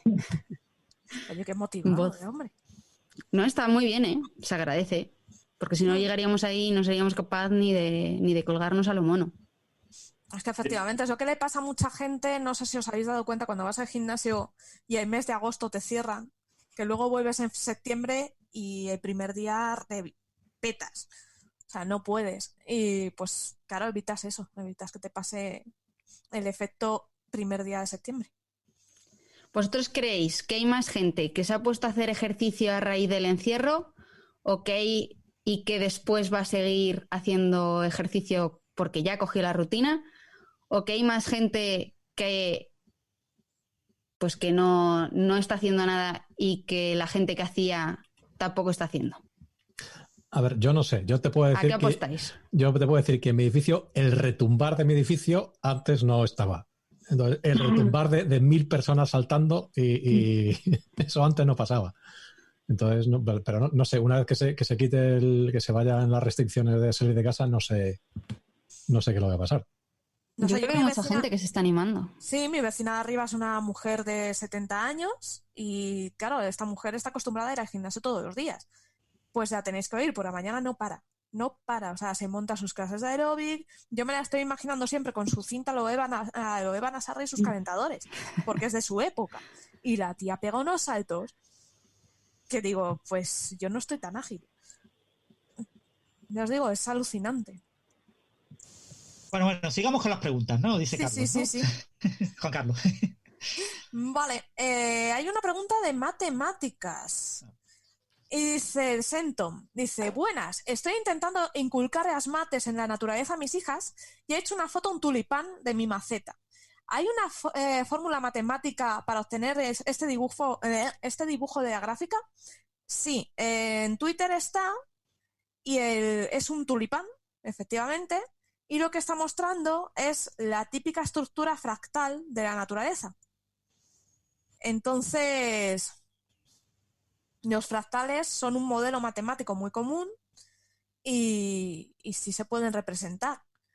Francis, ¿puedes contestar un poco mejor que yo? Porque yo fractales, la simulación que hice en su vida. A menudo las infloraciones, no sé mucho, pero crecen con el patrón de la secuencia de Fibonacci. O sea, si ves una piña o un girasol, no sé si eso sería más infloración. Eso es. Las espirales, en esos casos sí son infloraciones, cada elemento es una flor. Vale. Pues ahí el patrón de esas infloraciones en el conjunto sigue espirales de Fibonacci. Sí, bueno, en Twitter ponía la foto, ¿no? Ponía la foto del tulipán. Sí, os ha puesto en el chat. Sí. La cuestión clave aquí es qué realmente quieres dibujar, ¿vale? O sea, tú quieres retratar perfectamente la flor con todos sus detalles, o quieres solamente ver la estructura genérica. Entonces, hay unas funciones que se llaman roses en inglés, que si buscas en Wikipedia te vas a encontrar la función matemática, que son unas cicloides, son una combinación de seno y coseno, que te permite dibujar cosas parecidas a flores. Entonces tienes esta estructura, que básicamente es una estructura que parece que tiene como 4 grandes pétalos, con una especie de hexágono en el interior, lo puedes reconstruir fácilmente eligiendo un par de ángulos, ¿vale? Eso es fácil de obtener la estructura. Ahora bien, si tú quieres una descripción muy precisa de toda la estructura de la flor, ya tienes que ir a más detalle. Para representar de manera en un ordenador, ¿no? Mediante gráficos por ordenador, la técnica básica para representar lo que son árboles, plantas, flores, etcétera, es lo que se llaman sistemas L. La L viene de Lindenmayer. Y los sistemas L te permiten una descripción bastante precisa de prácticamente todas las flores. De hecho, en Internet encuentras páginas web con la descripción del sistema L, pues para una rosa, para un clavel, para una margarita y probablemente para el tulipán, no lo sé. Entonces, eso puede ser una idea. Lo que pasa es que esto está entre las matemáticas y la informática, porque el sistema L es un lenguaje, es una manera de describir un algoritmo para construir el objeto, ¿no? En lo que comentaba Juan Carlos de sistemas confractales, lo que se llaman sistemas de funciones iteradas, los IFS, te permiten también construir muchas estructuras de este tipo, ¿no? Pero te digo, depende del nivel de detalle con el que quieras reproducir. Si quieres una cosa muy fotorrealista, lo más fácil es irte a sistemas L, que es lo que más popular es en el ordenador. Los sistemas IFS permiten reproducir cualquier tipo de estructura autosemejante, con lo cual te salen unas hojas de helechos, vamos, que parecen más realistas que la realidad. Sí, los sistemas L, para poder generar una familia de flores, por ejemplo, tú quieres rellenar un jardín o un terreno de muchísimas tulipanes, ¿no? Pues no quieres que todos sean idénticos, no quieres el mismo tulipán repetido 20.000 veces. Entonces los sistemas L tienen unas probabilidades para todos los ángulos y todas las operaciones matemáticas, son básicamente rotaciones y traslaciones, pues tienes una distribución de probabilidad asociada a cada ángulo, con lo que tienes toda una distribución de flores que son las mismas, porque tú ves que es el mismo tipo de flor, pero son distintas, cada una es diferente a las otras, porque los parámetros de construcción son ligeramente distintos. Eso con árboles se ve muy bien, puedes construir un bosque de árboles y todos los árboles del mismo tipo. Y ya digo, lo bueno de los sistemas L es que hay librerías, hay bibliotecas por internet de las gramáticas en sistema L de muchísimas de las plantas de la naturaleza que después tú ves reflejadas por los especialistas en gráficos por ordenador que trabajan para las películas, ¿no? Que muchas veces y para mucho de lo que se ve en las películas está inventado por ordenador.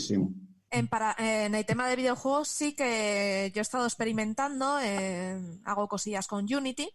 Y sí que puedes poner un bosque, entonces eliges el tipo de árbol, coges tu modelo 3D de tu árbol, y lo vas replicando y el propio sistema te lo va transformando y te genera un bosque súper realista e incluso le puedes meter dinámicas como viento y cada uno se desplazan siguiendo el viento, pero cada uno tiene su comportamiento y es alucinante.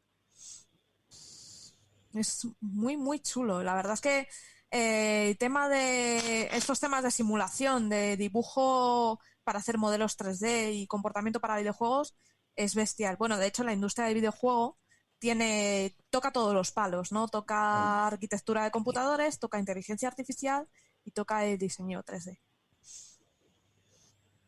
Ya os digo, es un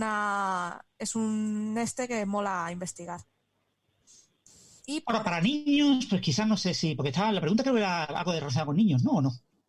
Sí, explicarle al niño si había modelos matemáticos. Entonces, tiene que ser un modelo muy sencillo, que use las funciones de Rosa, las Rose Functions. ¿Y cómo las puede usar? Con el Spirograph de toda la vida. Y con el Spirograph. Se lo va a flipar y queda precioso. Sí. El Spirograph te monta este tipo de funciones de manera visual, ¿no? Porque lo puedes dibujar. Hay Spirograph por ordenador, ¿eh? Tienes aplicaciones web que te lo hacen, no tienes que tener físicamente el aparato como muchos de niños tuvieron, ¿no? Que ya no lo tengo. Para el niño pequeño mola el físico, ¿no? Sí. Pero lo tienes que comprar, entonces claro, es lo que solo debes de comprar cosas esenciales. O imprimírtelo. Eso es, te lo puedes imprimir con cartones, que yo había visto en modelos. Con cartones. Sí, para hacértelo en casa. Hay un modelo para hacértelo con cartulinas. No sé dónde lo vi, no recuerdo dónde, pero sé que en su día dije, joder, qué chulo. Y es impresionante, o sea, que se puede hacer casero. Tenemos una pregunta. Muy entretenido, ¿eh? Tiene que ser muy, muy entretenido hacer todos los puntitos. Sí. En Spreaker tenemos una pregunta de física, dice, ¿podría ser diferente la gravedad de la inercia? Yo qué sé. Es que este tipo de preguntas Son preguntas imposibles de contestar por un físico, ¿no? ¿Por qué? Porque estamos hablando de conceptos, digamos, estamos yendo 350 años para atrás, ¿no? Eso tiene que contestarlo un historiador de la física, ¿no? El concepto de inercia es un concepto que ya está abandonado en física, es un concepto que era clave y fundamental en las ideas de Galileo, estamos hablando del siglo XVII, pero ya con Newton, ya el concepto de inercia, se habla de cosas inerciales, se habla de sistemas de referencia inerciales, se habla de movimiento inercial, pero ya el concepto de inercia se queda como vago, como metafísico, y después de la relatividad de Einstein en el siglo XX ya es absolutamente insostenible, ¿no? Entonces, hablar de masa inercial, pero ¿eso qué es? No, se habla de masa, punto pelota, ¿no? En cualquier caso, la idea de que la gravedad es una fuerza no inercial, es decir, una fuerza ficticia, es decir, que no es una fuerza física, que es lo que nos dice la teoría de la relatividad de Einstein, que viene, mucha gente lo retrotrae a Newton, ¿no? Incluso a Galileo, a la relatividad de Galileo. Hay que recordar que la relatividad de Galileo la llama relatividad de Galileo Einstein. Se llama a principios del siglo XX, que hasta entonces nunca se había llamado así. Y el tema del principio de equivalencia. El principio de equivalencia es una cosa que estaba en las ecuaciones de Einstein, pero que, bueno, era una cosa, perdón, de Newton, pero que era una cosa como circunstancial, ¿no? La masa pues aparece en los dos sitios, aparece en la definición de fuerza igual a masa por aceleración, y aparece en la definición de la gravitación, de la gravedad, el producto de las masas partido de la distancia al cuadrado, multiplicado por la constante de Newton. Entonces, que esas masas sean las mismas, pues era una cosa como natural, porque para Newton era materia, la masa era equivalente a materia. Entonces, no había distinción entre masa y materia. Hoy en día, esos tipos de distinciones están muy, muy diluidas y son, ya os digo, puramente obsoletas, en mi opinión, y yo prefiero no discutir mucho en eso. En cualquier caso, lo que nos dice la teoría de Einstein es que la gravitación es la curvatura del espacio-tiempo y que lo que hace un cuerpo en el espacio-tiempo es moverse por una trayectoria geodésica, es decir, se mueve por la trayectoria más recta posible. Entonces, esa trayectoria más recta posible es como la trayectoria recta no sometida a fuerzas en la teoría newtoniana. Entonces, lo que diríamos un sistema de referencia inercial, un sistema de referencia no sometido a fuerzas. Recordar, sobre todo, una cosa muy, muy importante. Los sistemas de referencia no son inerciales o no inerciales. Los sistemas de referencia son inerciales respecto a otros sistemas de referencia, Siempre, un sistema de referencia es inercial o no inercial dependiendo de con qué otro sistema de referencia lo compares, ¿vale? Entonces, tú dices, no, pues lo puedo comparar con un sistema de referencia en reposo. Eso podría hacer Newton, pero nosotros ya podemos hacerlo, ¿vale? Porque no existe el reposo, ¿vale? La Tierra, por ejemplo, está rotando. O sea, que nosotros estamos en un sistema de referencia no inercial, porque la Tierra rota. Sin embargo, para nosotros, para muchas cosas, relativo al suelo, estamos en un sistema de referencia inercial. O estamos parados o estamos andando a velocidad más o menos constante. Entonces, ese tipo de conceptos a mí no me gusta mucho porque si queremos hablar de historia, pues hay que hablar de historia con todos los detalles,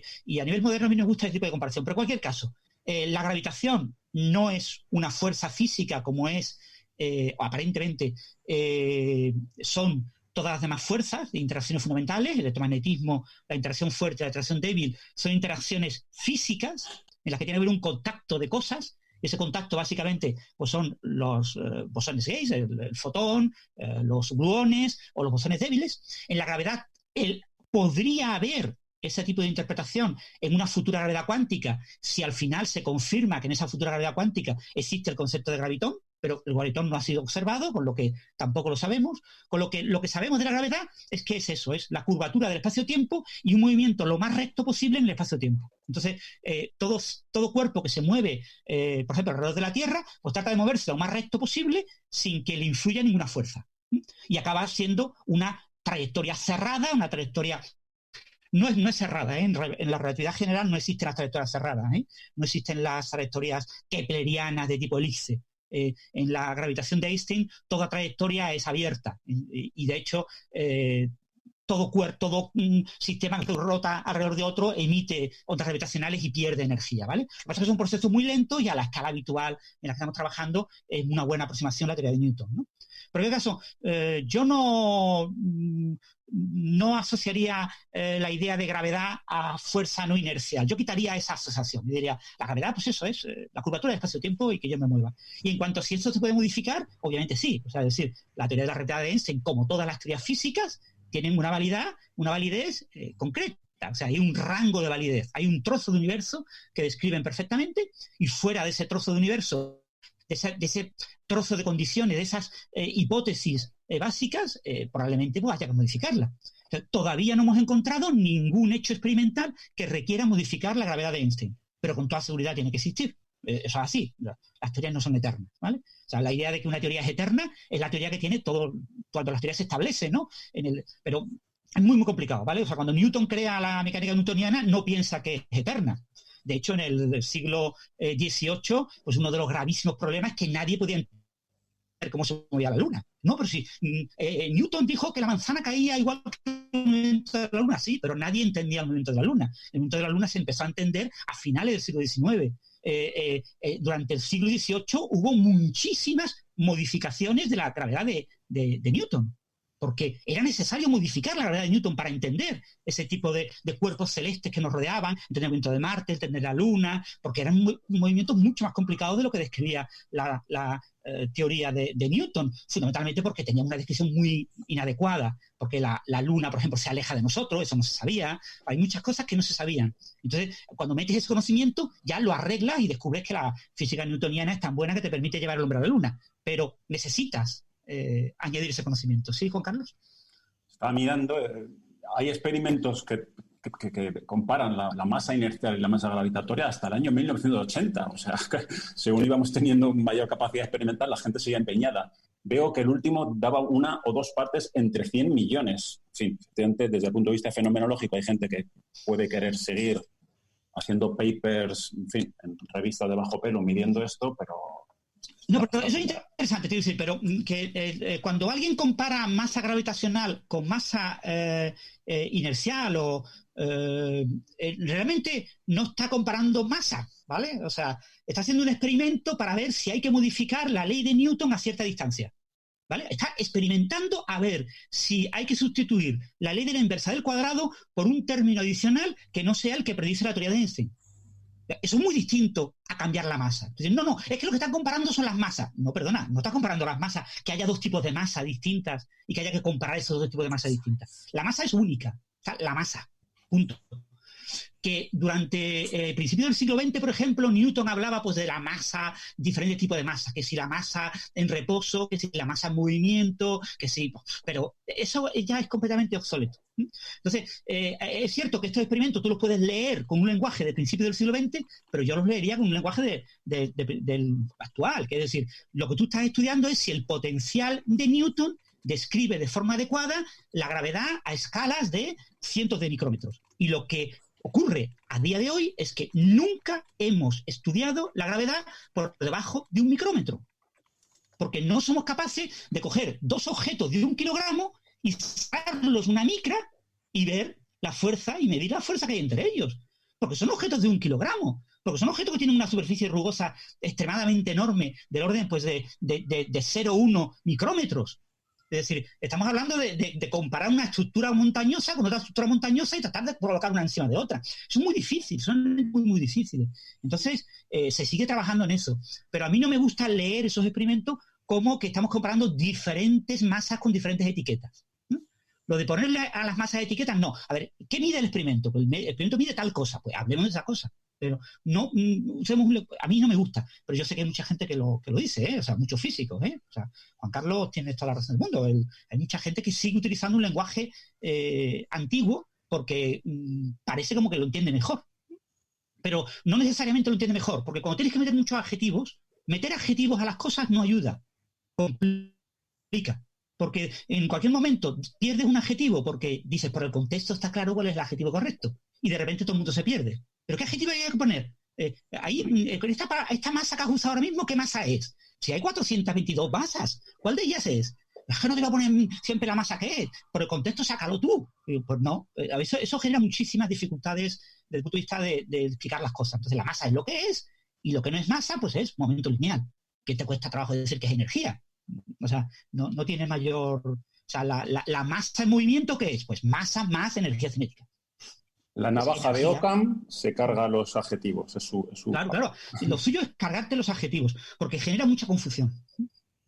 No sé si he contestado la pregunta, pero bueno, yo he dicho un discurso aquí tremendo. Hay una pregunta aquí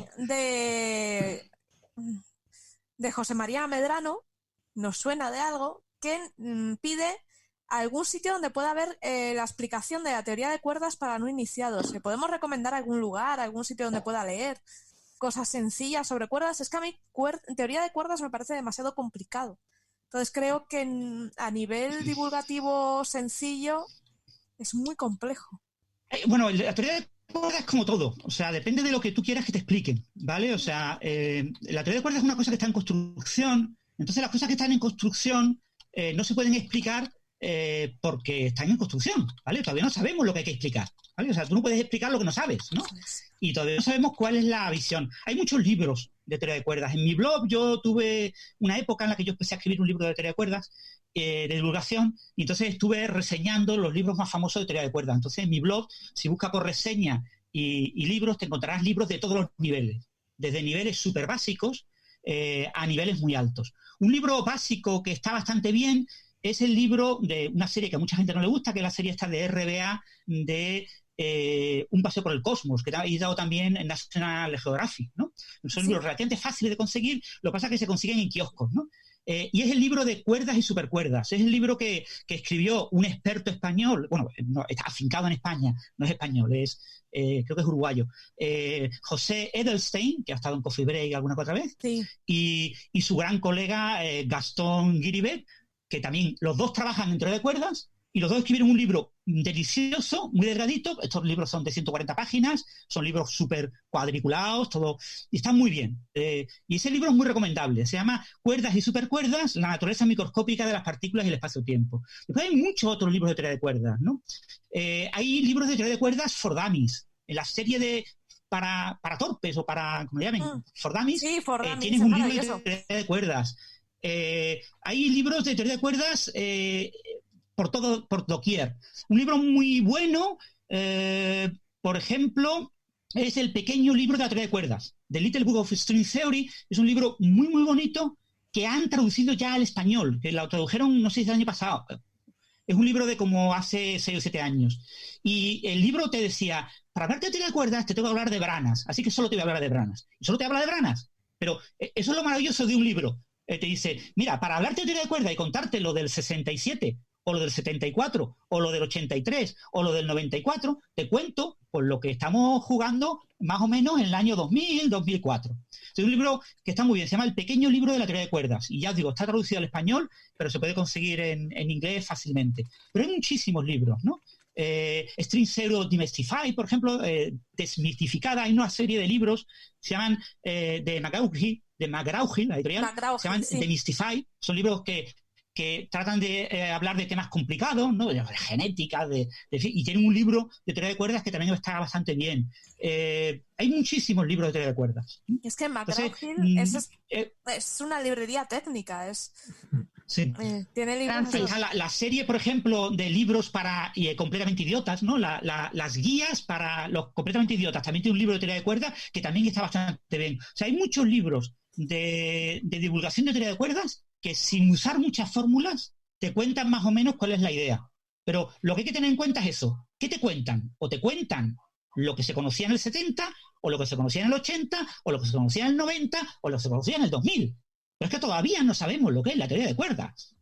Francis, entonces, ¿quieres decir que es imposible explicar la teoría de cuerdas en el momento? No, yo te puedo explicar la teoría de cuerdas, pero tú no vas a entender por qué la teoría de cuerdas sirve para algo. ¿Vale? Porque no puedes entender por qué hay gente que tiene un amor especial al formalismo de la teoría de cuerdas y lo ve supernatural. Eso es muy difícil de explicar sin entender cómo ha ido evolucionando el campo y cómo hemos visto que en realidad la teoría de cuerdas pues es seguir haciendo lo que estábamos haciendo un poquito mejor. Entonces, necesito conocer bien lo que se hacía. Corrígeme, seguramente, pero la teoría de cuerdas, toma frase, no tiene capacidad predictiva a día de hoy, ¿cierto? Bueno, la teoría de cuerdas, como todas las teorías, predicen su rango de validez, y el rango de validez de las ideas básicas y triviales de la teoría de cuerdas, las ideas más sencillas de la teoría de cuerdas, es la escala de Planck. Entonces, la teoría de cuerdas predice cómo es la escala de Planck. Claro, tú dices, es que yo no puedo explorar experimentalmente la escala de Planck. Ah, es tu problema. Si tú quieres estirar desde la escala de Planck hasta la escala que estamos estudiando y tienes que estirarlo como 18 órdenes de magnitud, pues es estirar mucho. Es que si en esos 18 órdenes de magnitud no pasa nada y de repente en un momento pasa todo, y ese momento es lo que estamos explorando ahora, pues predigo que hay cositas ahora. Por eso hay gente, se llama fenomenología de la teoría de cuerdas.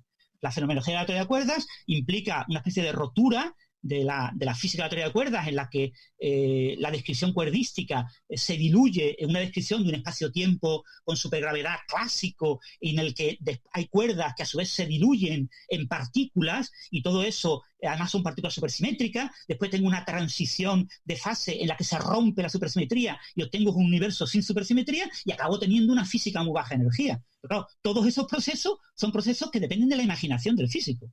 Entonces, ¿qué hacen los físicos? Se lo imaginan para que coincida con la realidad que conocemos. Pero están asumiendo que en 12 órdenes de magnitud, 13 órdenes de magnitud, no hay absolutamente nada. Eso no ha ocurrido nunca en la historia. En la historia, conforme hemos avanzado en escala de energía, siempre han aparecido cosas. El traductor del libro, el traductor al español del libro Gravedad de Marc Buchon, que se llama, lo he buscado porque quería decir su nombre, Pablo Álvarez Ellacuría, dice en el libro que a la teoría de cuerdas le queda cuerda para rato. Es lo que me quedo. Es lo que me quedo de todas estas posiciones. También. Yo os digo, el problema es ese. La teoría de cuerdas, claro, en un momento de la realidad de la teoría de cuerdas empezó llamándose teoría de modelos duales.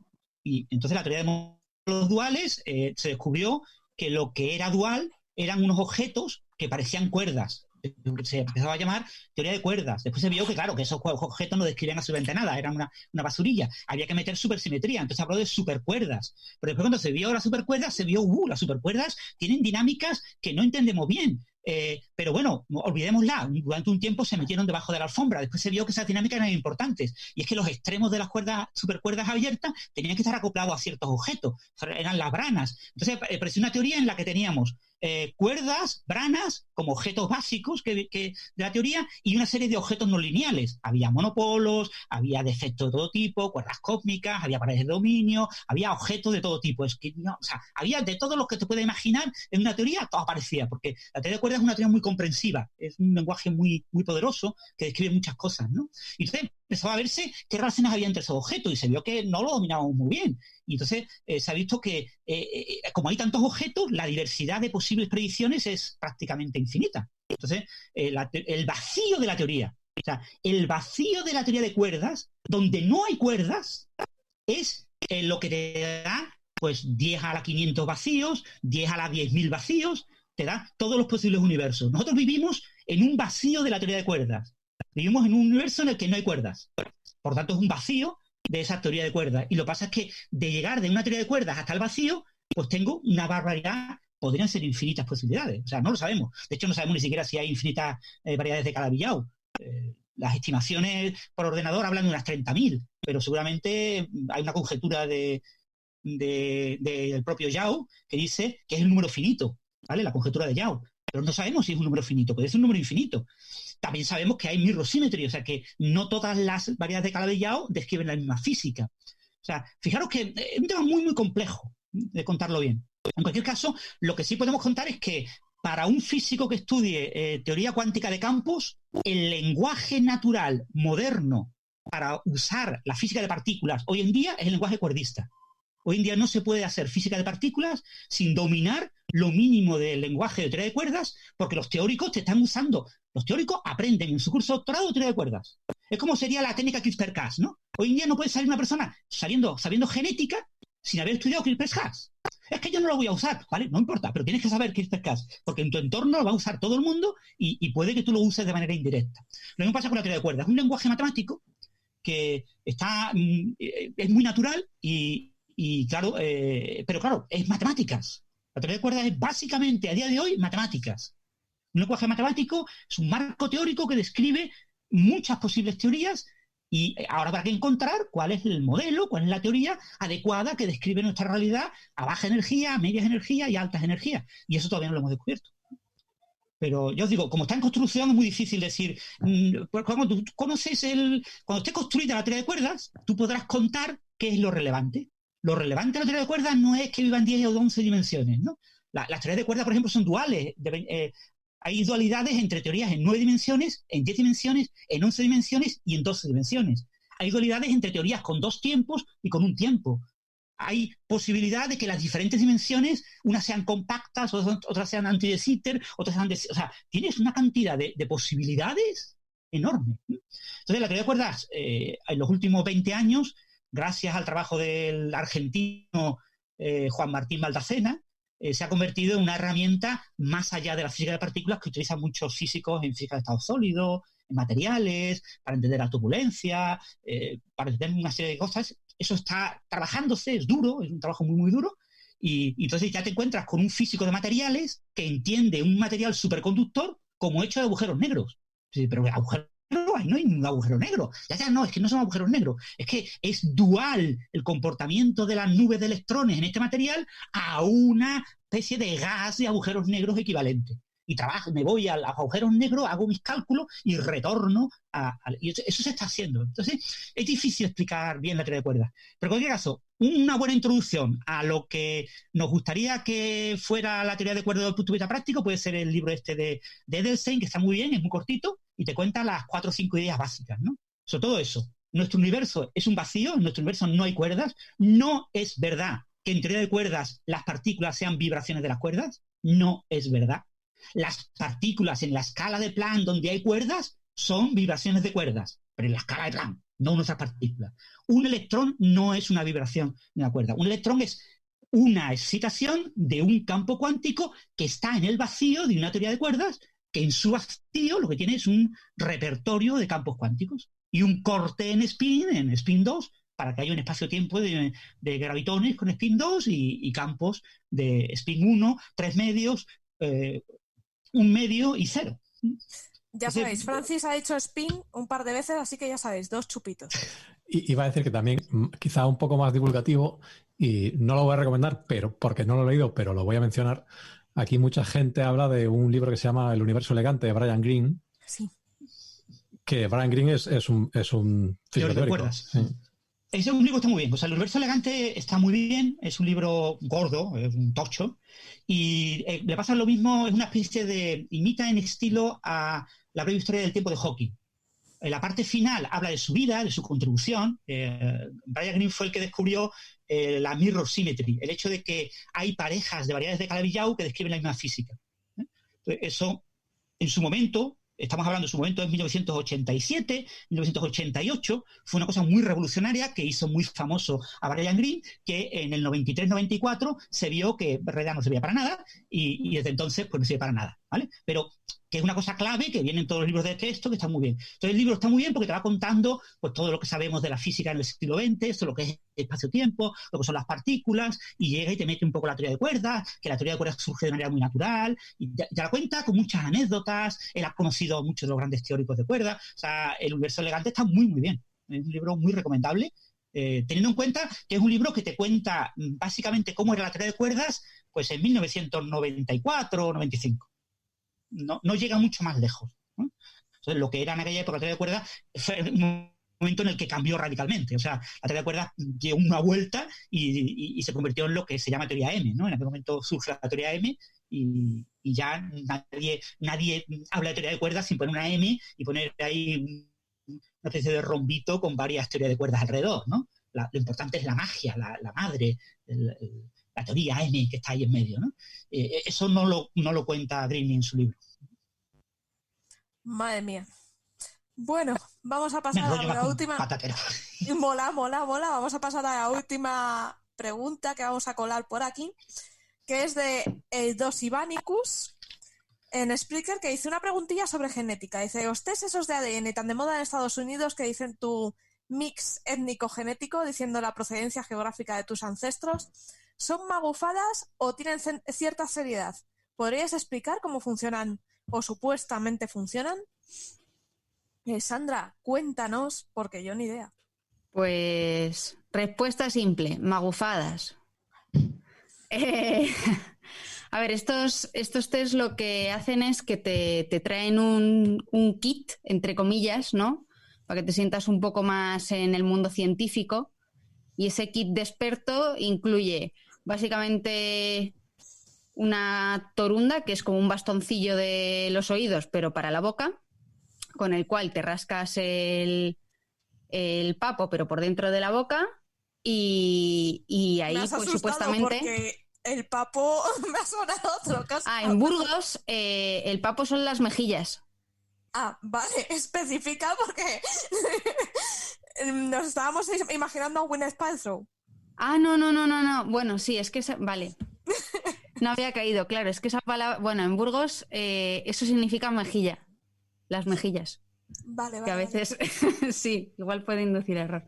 Bueno, pues por dentro de la boca te rascas un poco con la turunda y saca células que supuestamente son células epiteliales, ¿no? De dentro de la boca. Y esas células, como cualquier otra célula, mientras no sea un glóbulo rojo, pues contiene ahí material genético en el cual supuestamente está toda nuestra información genética y ellos dicen que te pueden decir tus ancestros.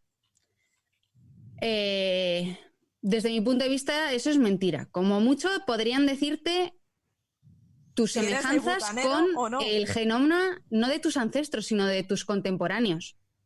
¿Por qué? Porque realmente como funcionan estos test genéticos es con unas bases de datos que se generan, que se han generado para varios proyectos ahora de secuenciación masiva que se están haciendo a nivel mundial. Y lo que hace es compararte el genoma con el genoma de la gente que han secuenciado. Y esto, para empezar, ya es un sesgo. ¿Por qué?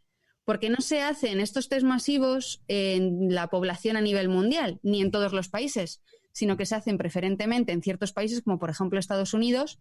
Por eso normalmente estos test te suelen decir que tienes un montón de parientes en Estados Unidos, indios, y es básicamente porque, aunque igual tus ancestros no tienen nada que ver, y tienen que ver más bien con la comparación que hacen del genoma de las bases de datos que tienen contemporáneas.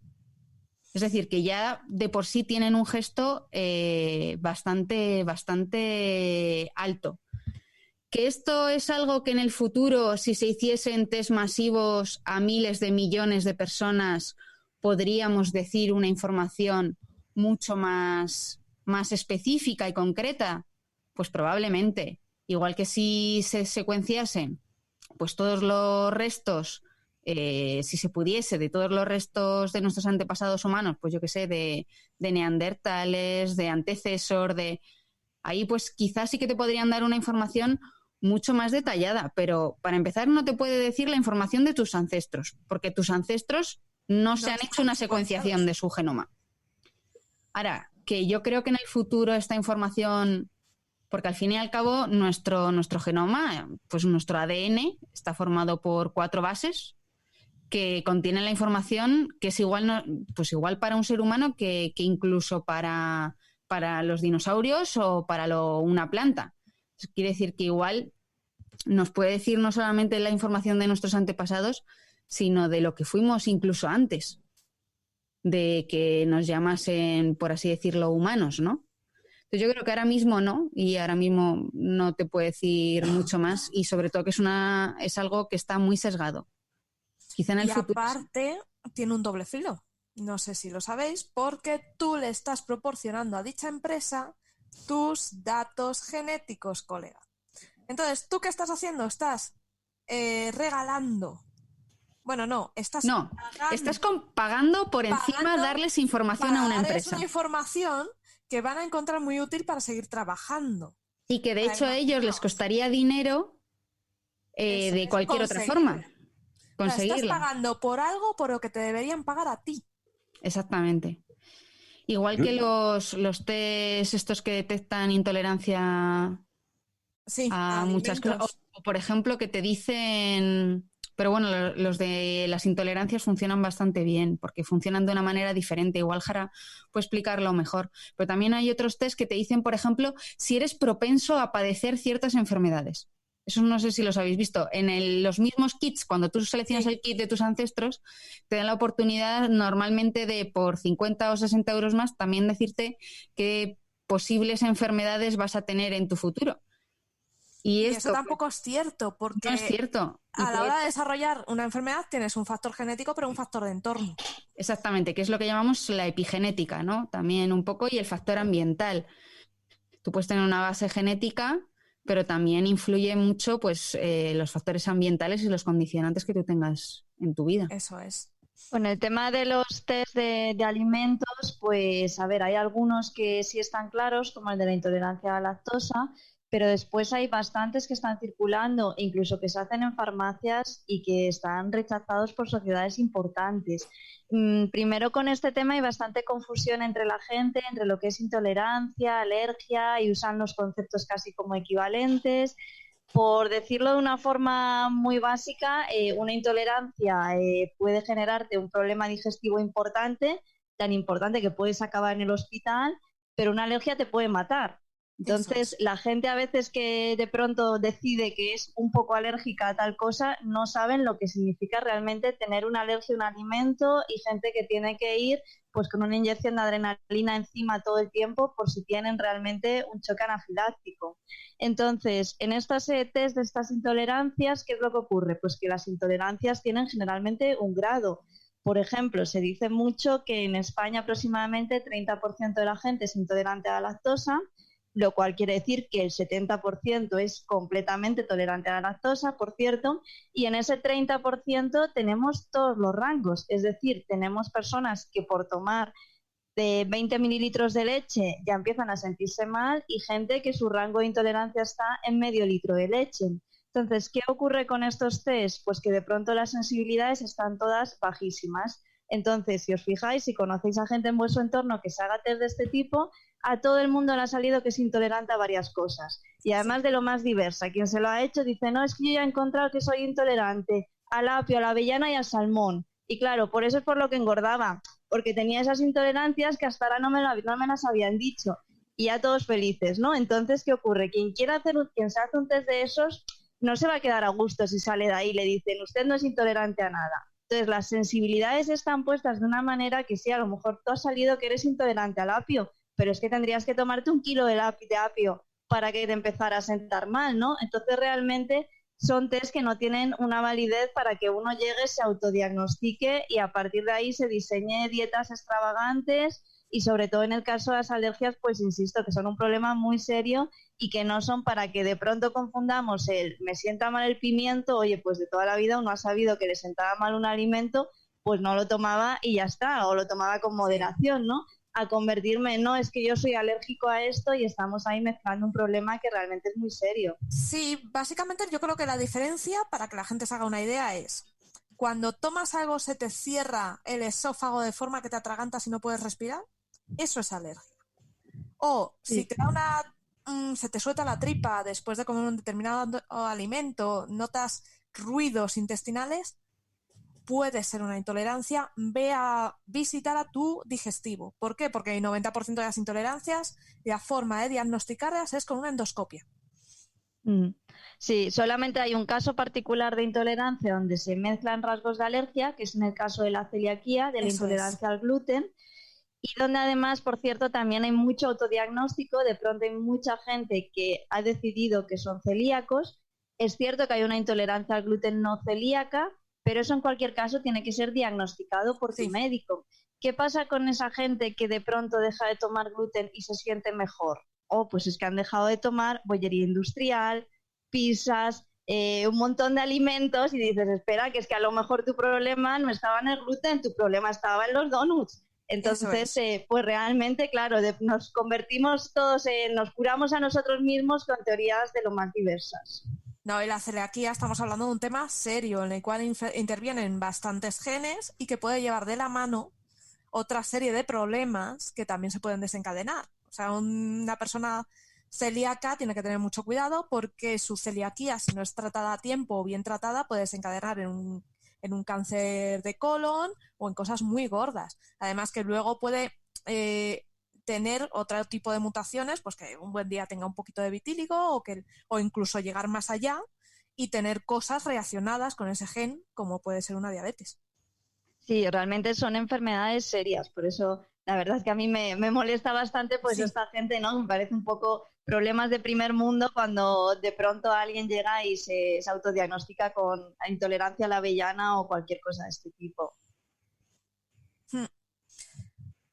Pues bueno, ya estamos ahí con las con el tema de las preguntas. ¿Y por qué acabamos tan pronto las preguntas? Que estaréis ahí más moscas que un pavo en Navidad. Muy fácil, porque ahora en la ronda de despedidas vamos a contar un chiste científico de los que nos habéis mandado con el hashtag Enciérrate con la ciencia y lo vamos a contar. Hemos elegido los que más nos gustan o los más divertidos. Entonces... o los menos frikis. O los menos frikis. El tema es, hoy y mañana estaremos recogiendo chistes. O sea, podéis dejarnos por Spreaker o bien con el hashtag en Twitter los chistes científicos que se os ocurran y que os parezcan divertidos. ¿Vale? Y nosotros los contaremos. Pues nada, vamos a empezar. Creo que Juan Carlos tenía unos cuantos. Juan Carlos, cuéntame. Sí, tengo 2 mini chistes que son especiales para mí porque me los han hecho llegar del Club de Cohetes de Agua del colegio de mis niños, que tienen 10 y 12 años, del King's College, y en fin, me matan si no digo el nombre de todos los niños. Así que aquí van. Son Sandra, Héctor, Tommy, Isabela, Santi, Alice, Claudia, Lucas, Julia, Gonzalo, Gabriela, Sara, Luis, Teresa y Arturo, ¿vale?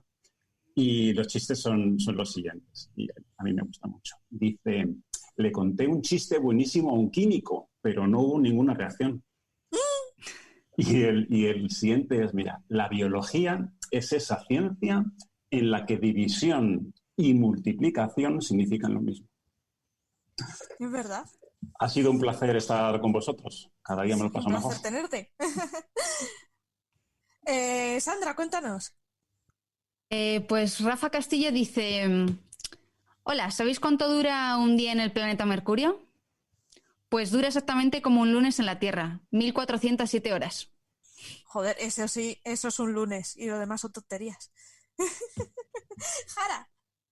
A ver, pues uno que ha mandado por Twitter Titán de S Company dice, va Heisenberg con el coche a toda velocidad, le para la policía y le dicen, ¿sabe a qué velocidad iba? Y contesta Heisenberg, no, pero sé exactamente dónde estaba. Eso es. Francis, ¿tienes algún chiste? Bueno, del chiste que ha propuesto, por ejemplo, Rodolfo Cruz, ¿de dónde se suicidó el electrón? Pues desde el puente de hidrógeno. Efectivamente. No sé si lo he contado muy gracioso o no, pero bueno. Está bien. Carlos, ¿tienes alguno que hayas visto por ahí? Yo me voy a quedar con el de mi tocayo, que es que además es otra persona que también tiene un handle de Twitter que es impronunciable, que es Carlos Porrón de Núrmenos. Y el chiste es, ¿qué pasa cuando X tiende a infinito? Que infinito se seca. Efectivamente. Enoch, ¿tienes alguno por ahí? Porque espera, he dicho Jara, sí, Sandra sí. También. ¿Me he dejado a alguien? Enoch, lanza. Menos mal que habéis dejado alguno de los que han puesto por aquí, porque... que ha puesto también, no sé dónde lo ha puesto técnico de Thor, dice... Solo existen... Ese es maravilloso. A mí me encanta. Solo existen 10 tipos de personas en el mundo. Los que entienden este chiste y los que no. Los que sabemos binario y los que no, efectivamente. Efectivamente. Pues nada, eso, que me podéis encontrar en las redes como en 8mm. Muchas gracias. Bien. Juan, ¿tienes alguno por ahí? Pues me ha quitado el no que iba a decir. A mí también. Así que si quieres, Sara, rebusca en el... Es que estoy aquí, estoy en ello. Pero, ostris... Venga, pues alguien más que tenga algún chiste más de los que se conozca y ya está. Sí, alguno tiene alguno... Espérate, que estoy... Habían puesto uno de geología que a mí me gustaba. Ahora, tengo por aquí uno. Búscale, Sara. Estoy buscando. Jolín. Parece que ninguno de nosotros es chistoso. Yo no soy chistoso, o sea, yo no soy capaz yo creo, de... Por eso me divierto cada vez que escucho de nuevo un chiste, los chistes más sencillos. Bueno, mientras encontráis otro. Lo vuelvo a escuchar porque no me acuerdo. Mientras encontráis otro. 2 formaciones por teléfono. ¿Está lactita? No, está lagmita. Ese es el que decía. Ese es muy bueno. Pero Juan Carlos, que te han cortado. Sí, que como... que ahí han pasado unos segundos. El siguiente, lo encontré en internet, ¿vale? No, dice, cree el ladrón que todos son de su colisión. ¡Ostras! Es bueno. Estaba buscando porque esta tarde llevamos todo el día contándolos. Creo que con la gracia que tenemos todos, creo que mañana nos van a pedir libro. Sí. Yo creo que mañana nos van a pedir libro. Bueno, se nos da mejor. Igual deberían de mandar un audio. Oye, que molaría cantidad que nos mandasen audios con sus chistes. No estaría mal. Es un poco el modelo de negocio de los test de ADN, ¿no? Que te hagan los chistes por ti. Sí, me has pillado la idea de negocio. Bueno, como Wyoming. Sí. Pues nada, y con esto nos vamos despidiendo. Ha sido un placer. Muchísimas gracias a todos por estar ahí al otro lado y esperamos haberos divertido. No olvidéis que mañana tenemos otra cita a las 6:30 y ojo, queremos más chistes. Atacad, no nos dejéis como nos habéis dejado ahora, que estamos ahí, que no. Así que ya sabéis, mandando los chistes y si podéis mandar un audio o algo así, ya seríais la leche. Pero no hace falta, con que nos pongáis el chiste con el hashtag, suficiente. Un besazo. Chao. Chao. Chao.